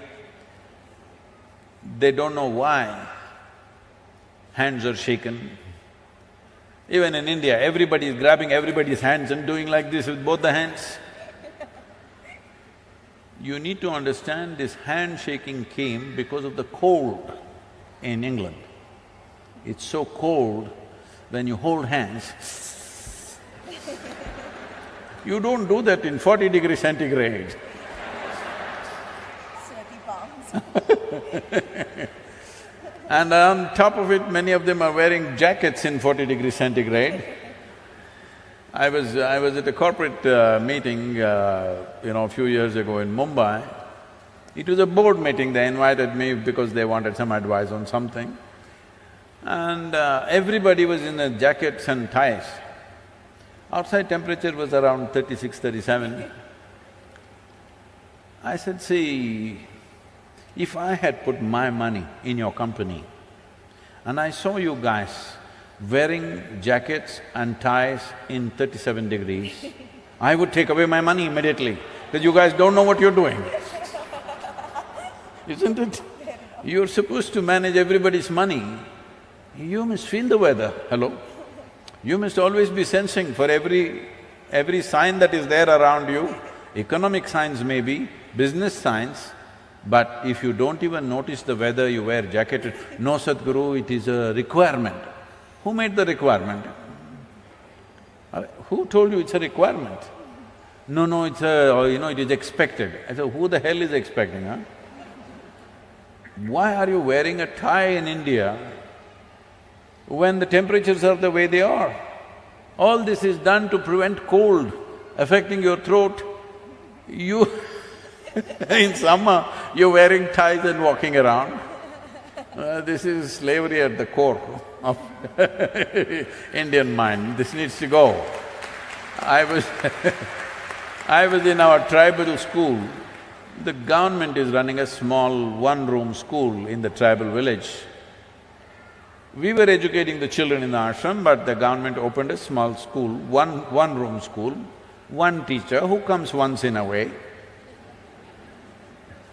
And I go there and all these girl children, they're wearing ties like necklaces here.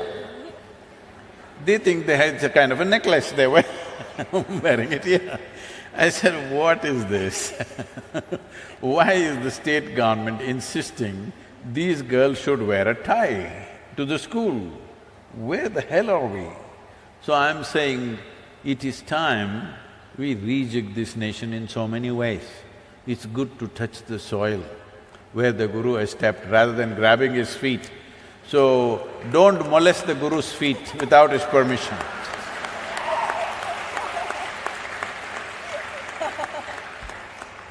It's molestation, hello? Oh gosh.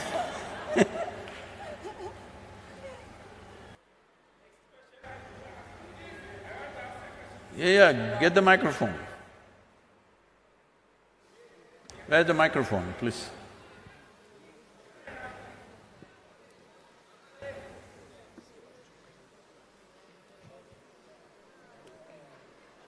Hello Sadhguru, my name is Seattle.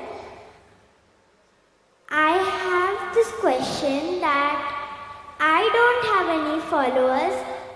How do I make them so that I can ride on your motorcycle?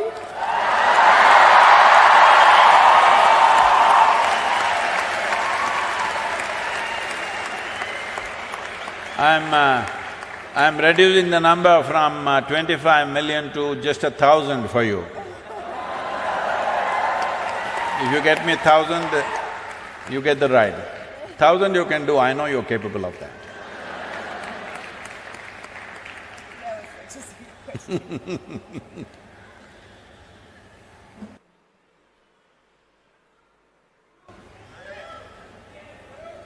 Somebody is torturing the child, please take care of the child, please.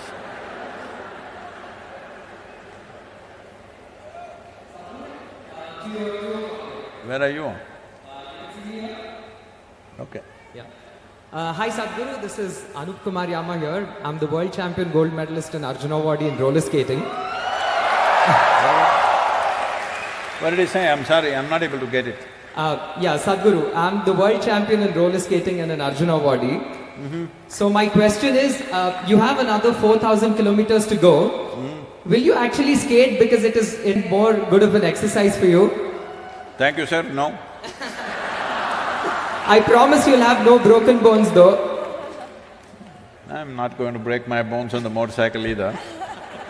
Wonderful, sir. Thank you.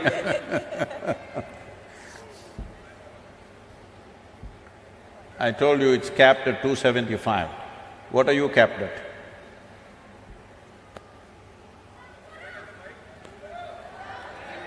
Please spread the microphone around, don't keep it in one place.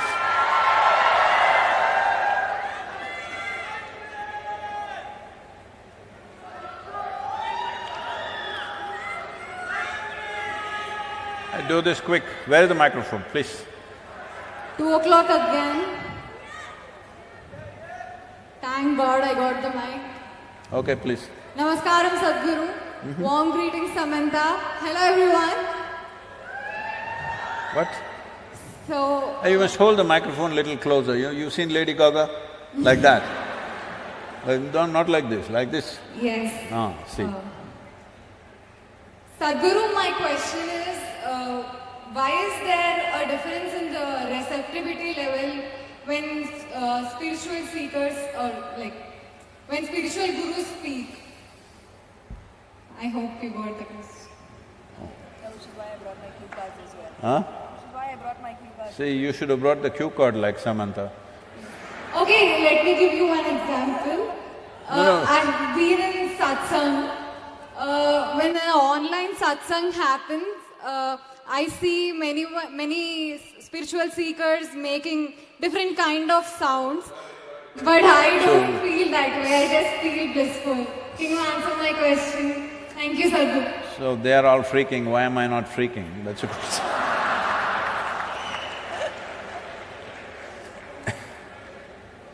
So, see, do not look at spiritual process as something different from life process.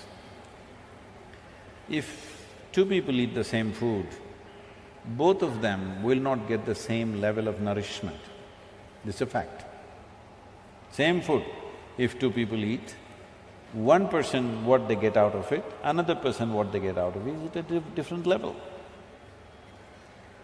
Why is that so? That is the way you have kept yourself. In your life, the way human being is made, human system is a complex system, the most complex on this planet. Somewhere else, if there is somebody else, we don't know, but on this planet, this is the most complex life. The most complex life means, in terms of evolution, you are the flower of evolution. Compared to all the other creatures, this is the flower of evolutionary process. A flower that bloomed after millions of years of, I will say, R&D work. Research and development happened from an amoeba to who you are now. How much work? How many capabilities? How many sensitivities? How much competence? If you were an amoeba, what you could do, and today what you can do, is it even comparable? It's another world altogether. So for this much to happen, so much work has happened. Now once this complexity comes, complexity can tie itself in knots. To keep it open, to make it into something that will easily go in the breeze.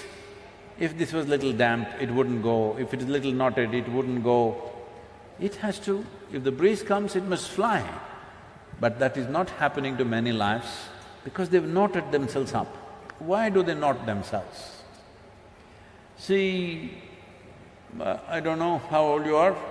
By the time… you don't go till 18 these days. By the time you're 16, 17, you're looking for a bond.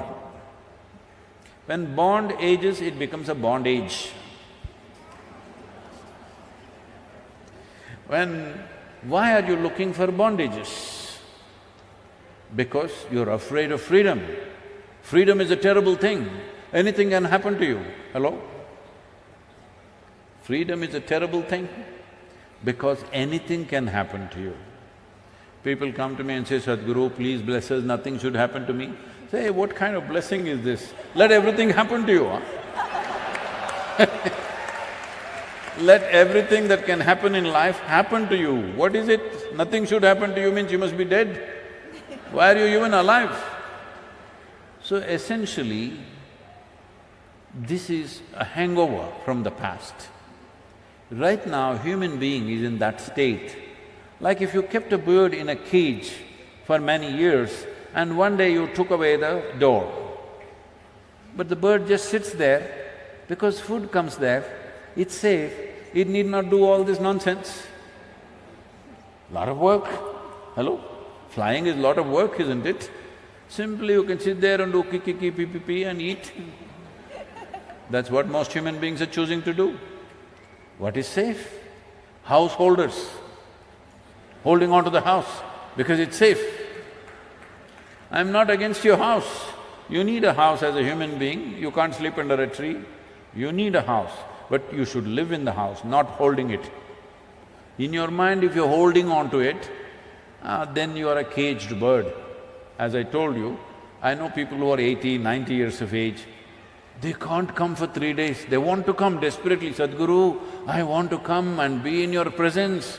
They come, what is the problem? But my house… You are not a householder, house is holding you. So, like this you hold on to many things because you don't know. You are in the middle of nowhere, I want you to grasp this. Right now you're in the stadium, it's okay. Actually, if you look at it, you're on a tiny little mud ball that you call as planet Earth. You don't know where the hell it is floating in this cosmos, where it is going, whether it's going or not, whether it'll be there the next moment or not, you don't know. Do you know? Hello?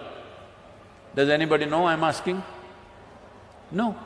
Does any scientist know? Does somebody else know? Nobody knows. But here we are sitting and fine, out of ignorance, not out of knowledge. Simply we think we are fine, we are forever. Don't worry, everything will be okay, don't worry, be happy, all kinds of stuff.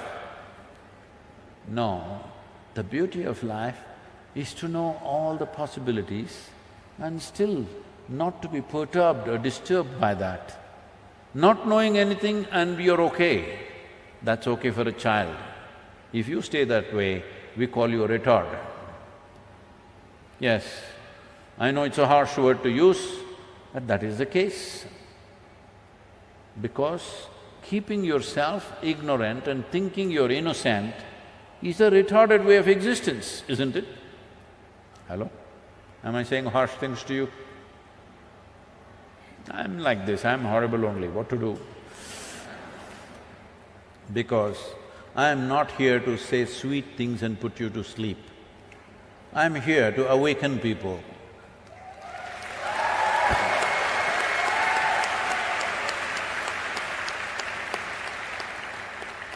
See, even for you to say save soil, I had to ride 26,000 kilometers. I could have told you from the yoga center, please save soil, you should have all… Yes, Sadhguru. No. 30 years I've spoken, nothing. Now coming awake, I'm glad you have. So, it's not just about that. The important thing is, you're always trying to hold on to something. If you sit on this chair for 3 days, this is chair holder.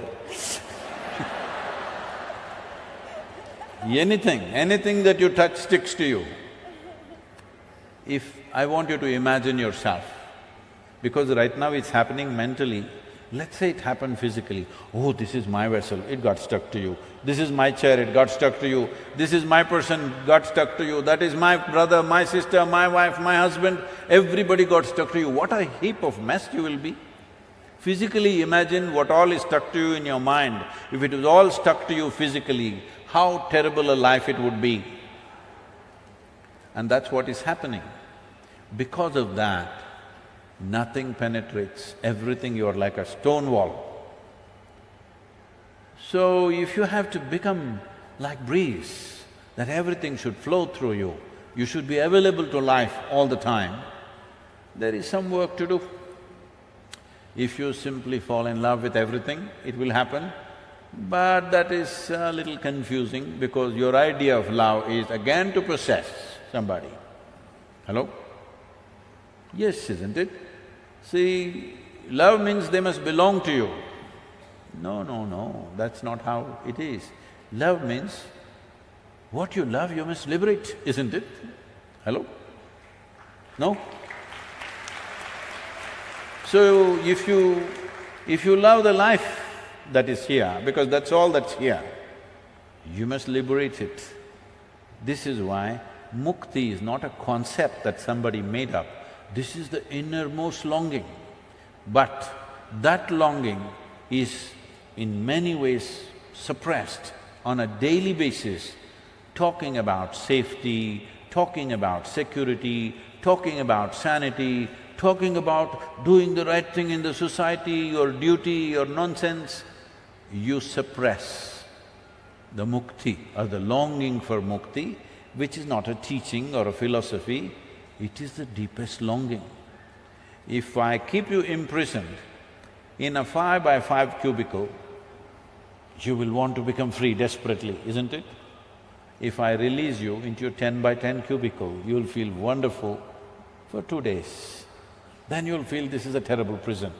If I release you into a 100 by 100 cubicle, you'll feel this is fantastic for a week, and then you'll feel terribly imprisoned. It doesn't matter where I set the boundary. The moment you realize there is a boundary to my life, there is something within you longing to break that boundary. This is the longing for mukti.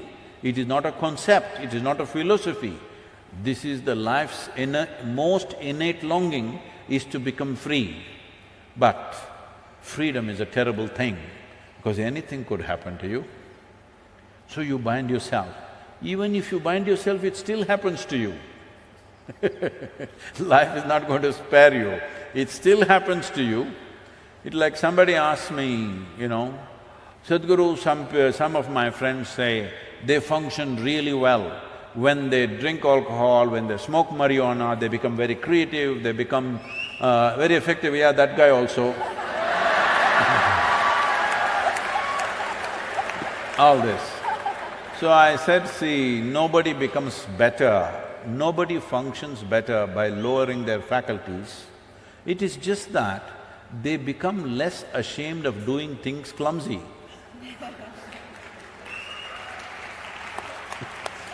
Alcohol takes away shame.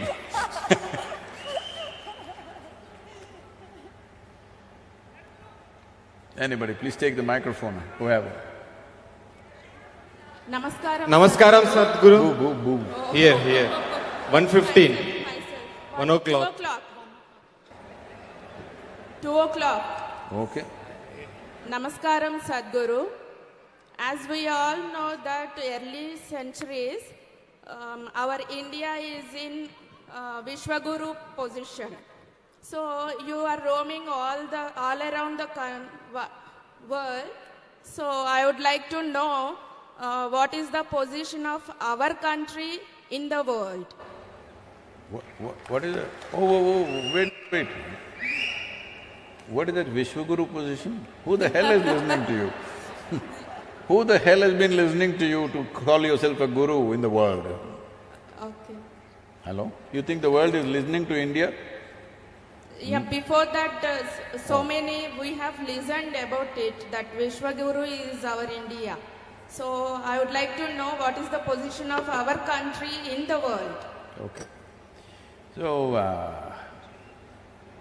we must… yes, in the past, people have respected this nation for the wisdom and knowledge that this land exuded. As I said earlier, that is mainly because we were protected by two geographical features of the day. One is the Himalayas, another is the Indian Ocean. It is because of this we called ourselves Hindus. Himalaya and Indusagara, between that, the land that lies is Hindu land or Hindustan, because we got protected by this. Everywhere else, across Europe, Central Asia, warlords were fighting constantly, raping, looting, burning each other's habitations.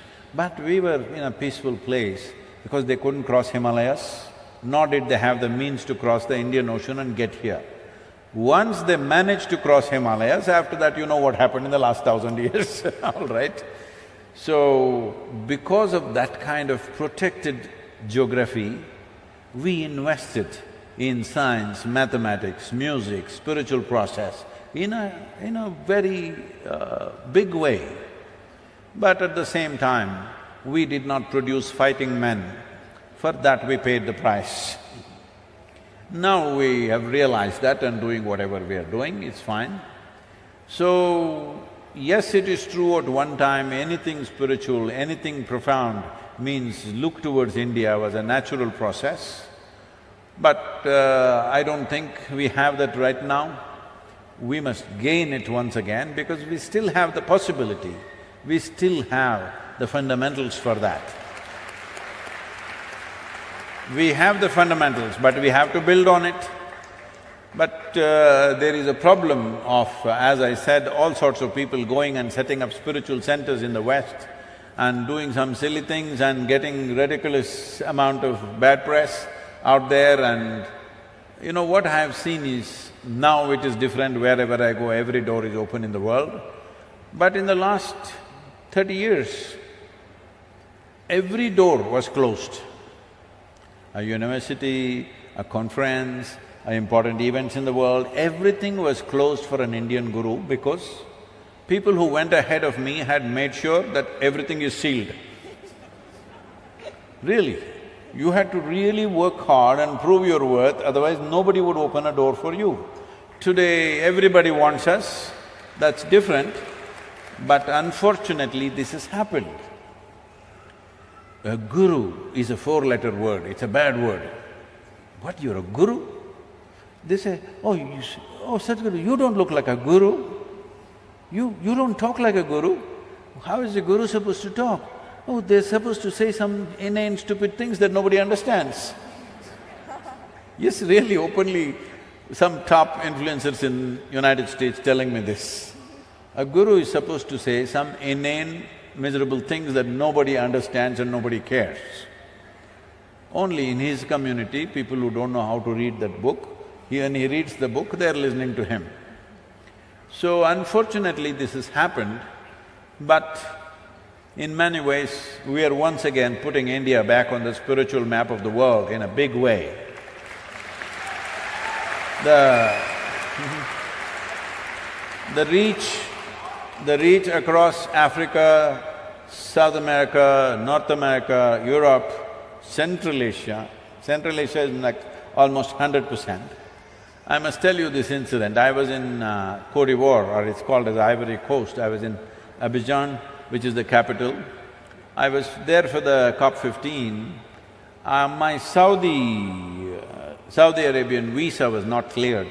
So, because I had time there, I went to the agency which was issuing this visa, but they wanted my fingerprints, so I had to go there. So this was in some inside locality, not a proper embassy. So I went there and I was coming out, somebody else was driving the car. I was sitting in the front seat. It was around 11:30, 12 in the morning, noon time. One guy was sitting there on the street side, on the floor. This is the kind of guy who is drunk by 11 o'clock in the morning. Or like that whistling boy. He's either smoked up or drunk, that kind of guy. Sitting there on the floor, on the street, on the sidewalk. He looks at me and says, "Seriously, Sadhguru?" I thought, this is it.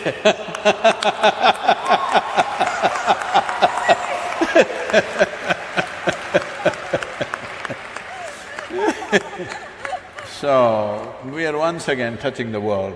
We won't disappoint you. I want you to know, the Save Soil movement is under the banner of Conscious Planet, because without conscious human beings, you can't save nothing. Nothing. So, it is about creating conscious planet, means individual human beings have to become conscious. There is no such thing as making the planet conscious. You and me have to become conscious, that's the whole thing. So, this work is going on. In 2020, I don't know what is the numbers for 2021, it's definitely higher. In 2020, our video views touched 2.4 billion. And I am not a beautiful superstar like you. Just like that, talking little sense, because there is that much thirst in the world. There is that much longing in human beings wanting to know something. When that longing is there, we should not disappoint them. And above all, this is the first time in the history of humanity that we can sit here and talk to the entire world. Many great beings have come. When they spoke, hardly 10 people could hear them. This is the first time we can sit here and talk to the entire world. When we have tools and technologies and possibilities like this, if we do not transform the world, it shows that we don't care enough.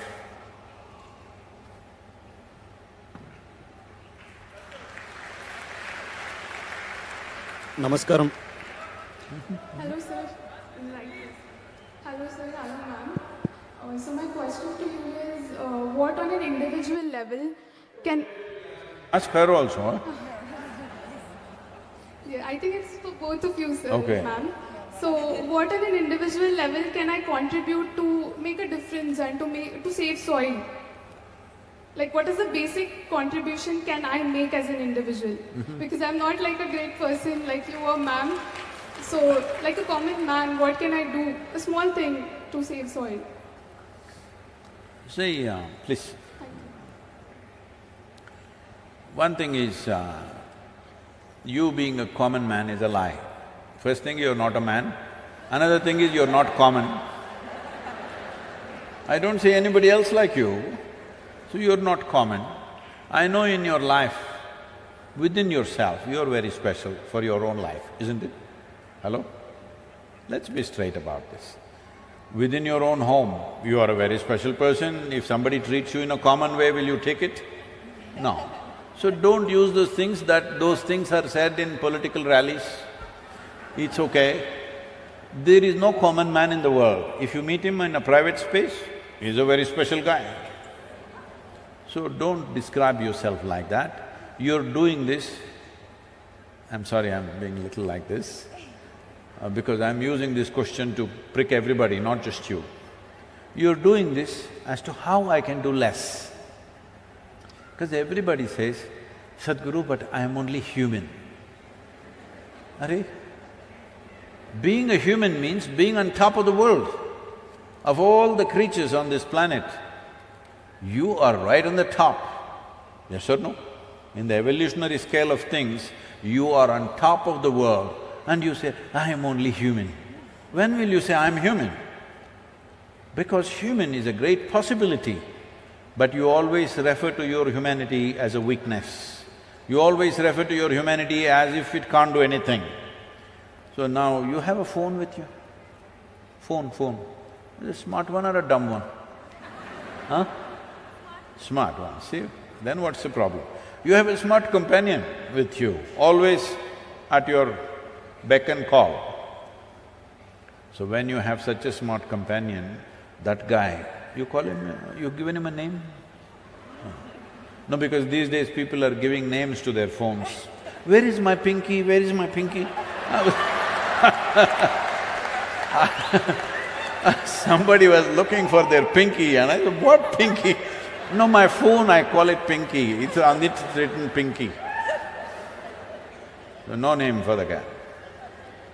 We'll call him Ramu today. Am I being too nasty? Is it okay? I call my car prophet. Huh? I call my car prophet.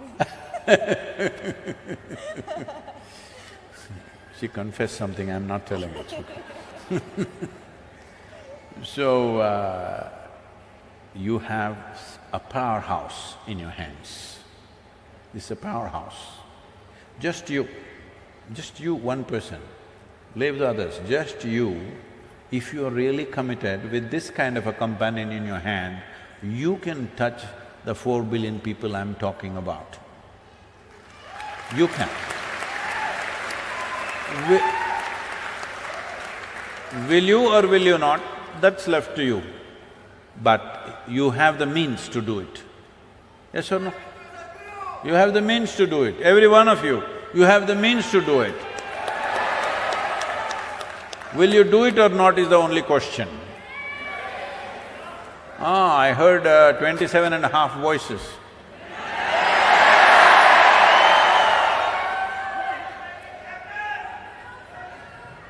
So, once you have this kind of means, if you really want to do something, there is nobody can stop you from doing this. Oh, I don't have a following, what to do? Go do a jig on the street, it'll be good for your health also. Really. You will have to get off those high heels and just do a jig on the street, something funny. Oh, how can I do this, Sadhguru, in Hyderabad? I have a position, this is the whole problem. The thing is, I want you to understand, first I came to Hyderabad in 1983. First my visit to Hyderabad. I had never been to this city. I came in the peak summer. I came on my… it's ironic that once again I'm here on a motorcycle. I came on my SD 250 Road King of the day.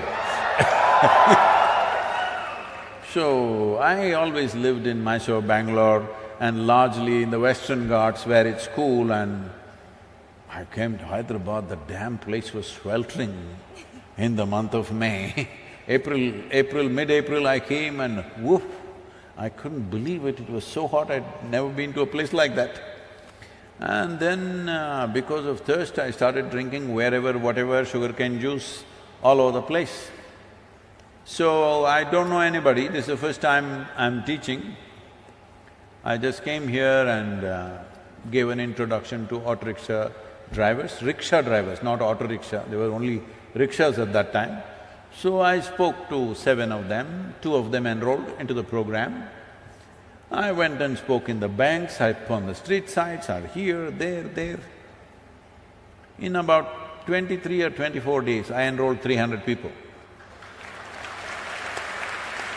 This is the first time I'm teaching, I don't know anybody in the city. And then after about 10-12 days, people saw the way I was going and somebody said, you can come and stay in our house. So I stayed in their house. They put me in the outside veranda, I stayed there and the mosquitoes were too much, so I went and stepped in the ISKCON temple for about 7 days. I ate the food that they gave me. I didn't have to do these things, I come from a reasonably good family where they would have taken care of me if I want. But this is the way it was done. Then I caught some infection because drinking all kinds of things all over the place. So I was running temperature, but I was still going on giving introductions. There was one hotel called Taj Mahal, is it still there? What is that? Chikadpalli, yeah? What is that? What is that? That old railway station. What? Hmm? Namak… Yeah, that one. Been a long time. So they wouldn't give me a hall. They had one stupid-looking hall, but that stupid-looking hall they wouldn't give me. It had all kinds of round lamps hanging. I thought this is the most ridiculous place, but I needed a hall, they wouldn't give me. After much coaxing, they gave me the terrace. So, after nearly a month of campaigning, and I'm running temperature for almost 20 days, I've lost almost like 7 kilograms. I never was excess weight. I was… from the age of 19 till today, I'm still the same weight. But 7 kilograms I lost in Hyderabad, you must give it back to me. Sangeeta just sent one meal to me today, I must get back those 7 kilograms. So I came and stood here in Taj Mahal, this thing, like on the terrace. Over 350 people had gathered, and I was sweating profusely, my clothes were dripping with sweat because I'm running such high temperature and weather was also reasonably warm. And I went on. These are all 3-hour sessions at that time. They looked at me and then somebody asked, "We can see you're not well. You're sweating and you're running high temperature, and why are you doing this?" I said, "Because of you guys, because you don't get it. I've spoken to you already, you didn't get it, so I'm speaking to you again." Out of these 350 people, 327 people enrolled for my program, for 14-day program. I'm saying this to you because if you realize that what you're doing is significant, if it's really significant, whatever it takes, you must do it, isn't it? So I'm just asking you, use this cause of soil really significant for you, or is just Save Soil is an entertainment for you? You must make up your mind. Hello? Is it significant for you? If it's significant, you must just make it happen. What does it take? I don't know what it takes, whatever the hell it takes. If it's significant, you must make it happen. Yes, I was doing, but you know one volunteer, what he said? "Sadhguru, I just came to touch your feet. He pushed me, Sadhguru, I'm not coming anymore." Arre! Every day I have people like this. People come to me, it's a volunteer organization, over 17 million volunteers and no, don't clap, because volunteer organization means nobody knows what the hell to do. Everybody is enthusiastic, but nobody knows… like I said, when I'm riding, they're super enthusiastic, they're coming and pulling my leg like this. They're enthusiastic, they're very wonderful people, but they don't know what to do. How to manage them and get work done efficiently. You come to any of our events, not one event ever fails. In the last 35, 40 years, not a single event. So, they do really wonderful things. This Save Soil movement, I did not speak to our volunteers, including… nobody in Isha was spoken to till 3rd of January. I started this Conscious Planet Foundation in United States 2 years ago. I've been working with just 8 people, trying to figure out a few things. Only on 3rd January, I called about 15, 20 core volunteers in the ashram and told them, we're going to do this international. So, there is no time, let's do it in 2023. How can we do it in March 21st? Just 2.5 months, not possible. I said, this is 2022, it's happening. Then some of the people, even in the core group, started saying, no, Isha cannot do this. These are all volunteers, how can they do this? There's so many complexities. Going through 27 countries through borders, you don't know how many complexities are there. Because of the war, the route changed 3 times. And because of this extra 1,1800 kilometers we did, which we had to accommodate in the existing schedule which was there, all this seamlessly, our volunteers, without a single hitch till this moment.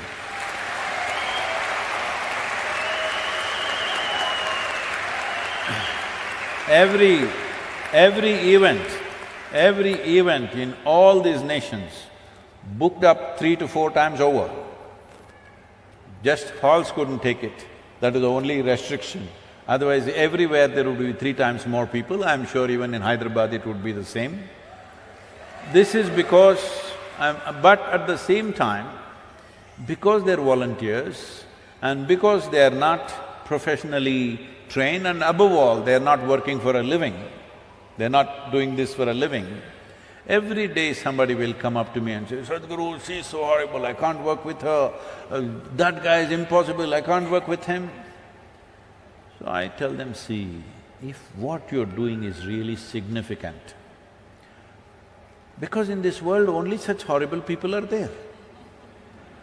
If you see what I'm doing is very significant, you must learn to work with all these horrible people. And you must learn how to make these horrible people into wonderful people.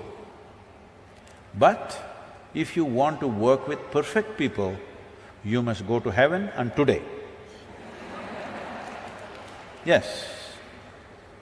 Because if you can't work with the people who are here the way they are, then you must go somewhere else. So this problem of what can I do? The immediate thing is, everywhere this question is there, it's not just you, everywhere this question, what shall I do? Initially what they're asking is, shall I go home and fix my kitchen garden? Very cute of you, but that is not a solution. You're cold? I'm sorry. You need something? No. You need it? Okay.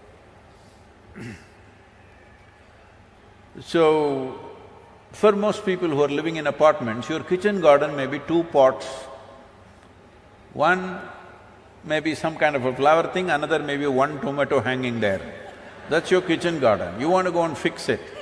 Very cute of you, it's a good thing to do, but it's not a solution.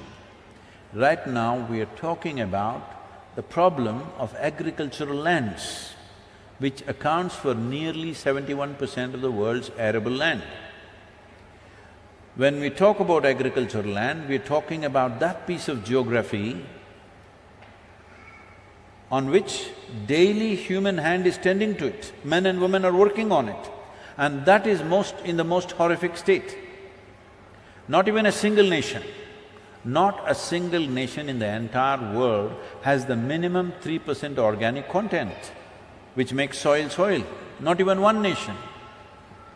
So this has happened for whatever reasons, let me not go into the technicalities of it, but the important thing is, you must understand when we are facing a problem of this magnitude, where scientists are talking about soil extinction.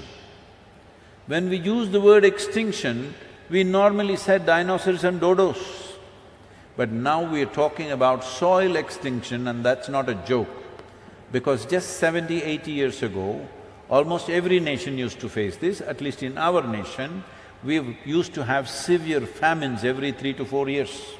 In 1942, the famine took 3.2 million people in 4 months in this country. Famine is not even like a war. War means at least somebody will shoot you dead. This is a slow fade. 3-4 months it takes to die slowly. Most terrible things will happen to you. You will lose your humanity altogether. There have been many nations, many situations, I don't want to name them, but there have been many places where people have chopped off the limbs of their own children and eaten to survive, because they didn't want to kill their children. Do we want to drive the world once again in the direction of the famine? Because that's exactly where we are pointed right now. The whole world is moving towards a famine. It is not even that we have not reached there yet. Already 2 nations in Africa, today you just see the news, 2 nations in Africa are going into severe famine. 49 million people are not going to have any food. David Beasley, who was on the video I saw, he said, we don't have the money to provide food. Last year they provided food worth $9 billion. This year they asked for $15 billion. They are not getting it because everybody is talking about Ukraine. Next year they want $22 billion. How long will you run the world like this? Food must grow where people are, isn't it? You get it from here, there and give aid, is it going to work for long? This year, I want all of you to know this and feel it in your hearts, otherwise what is the point? 350,000 children could die in the next 4 to 6 months because there is no nourishment. How can we let this happen? After all this infrastructure, this education, this information, this technology, everything, once again we are driving the world towards famine. This is simply unpardonable as far as I'm concerned. We must turn it away. Fortunately, 74 nations have already declared, others are examining the Save Soil policy document. I'm sure they will move in that direction, I have no doubt about it. We will also work on this. We are setting up a 25-member scientific committee which will handhold small nations. After this journey is over, the real hard work begins. So what can I do? One thing is, you can give your time to me, I can make use of you because you have a smart friend. That is one thing. But right now, you use your smart friend, look him up properly, explore your smart friend properly. There are so many possibilities there. Do something, do hee, ha ha, do a jig, do a song, do whatever damn nonsense you want to do. But somehow awaken the world to this, because otherwise, once again we are driving towards famines. This time, it could be a global thing. When food scarcity comes, I want you to know, whoever has the biggest guns will take the food. Even if you grow it in your backyard, you will not eat it. Just know this. Thank you. Thank you so much, Sadhguru, for the beautiful insights. And yes, we are all with you in the Save Soil movement. Thank you so much, Samantha, for joining in conversation with Sadhguru. And I spoke very harshly in the last answer. I want to say something nice. Ask a nice question to somebody, a fun question. The last question, please. Okay, anyway, we can take somebody across anything only if they are willing. Willingness means, let me tell you, this happened. Wait, if I have to tell you a story, you must be in the right mode. When I say once upon a time, you must say ha ha. Hello? Once upon a time. Shankaran Pillai had 3 boys.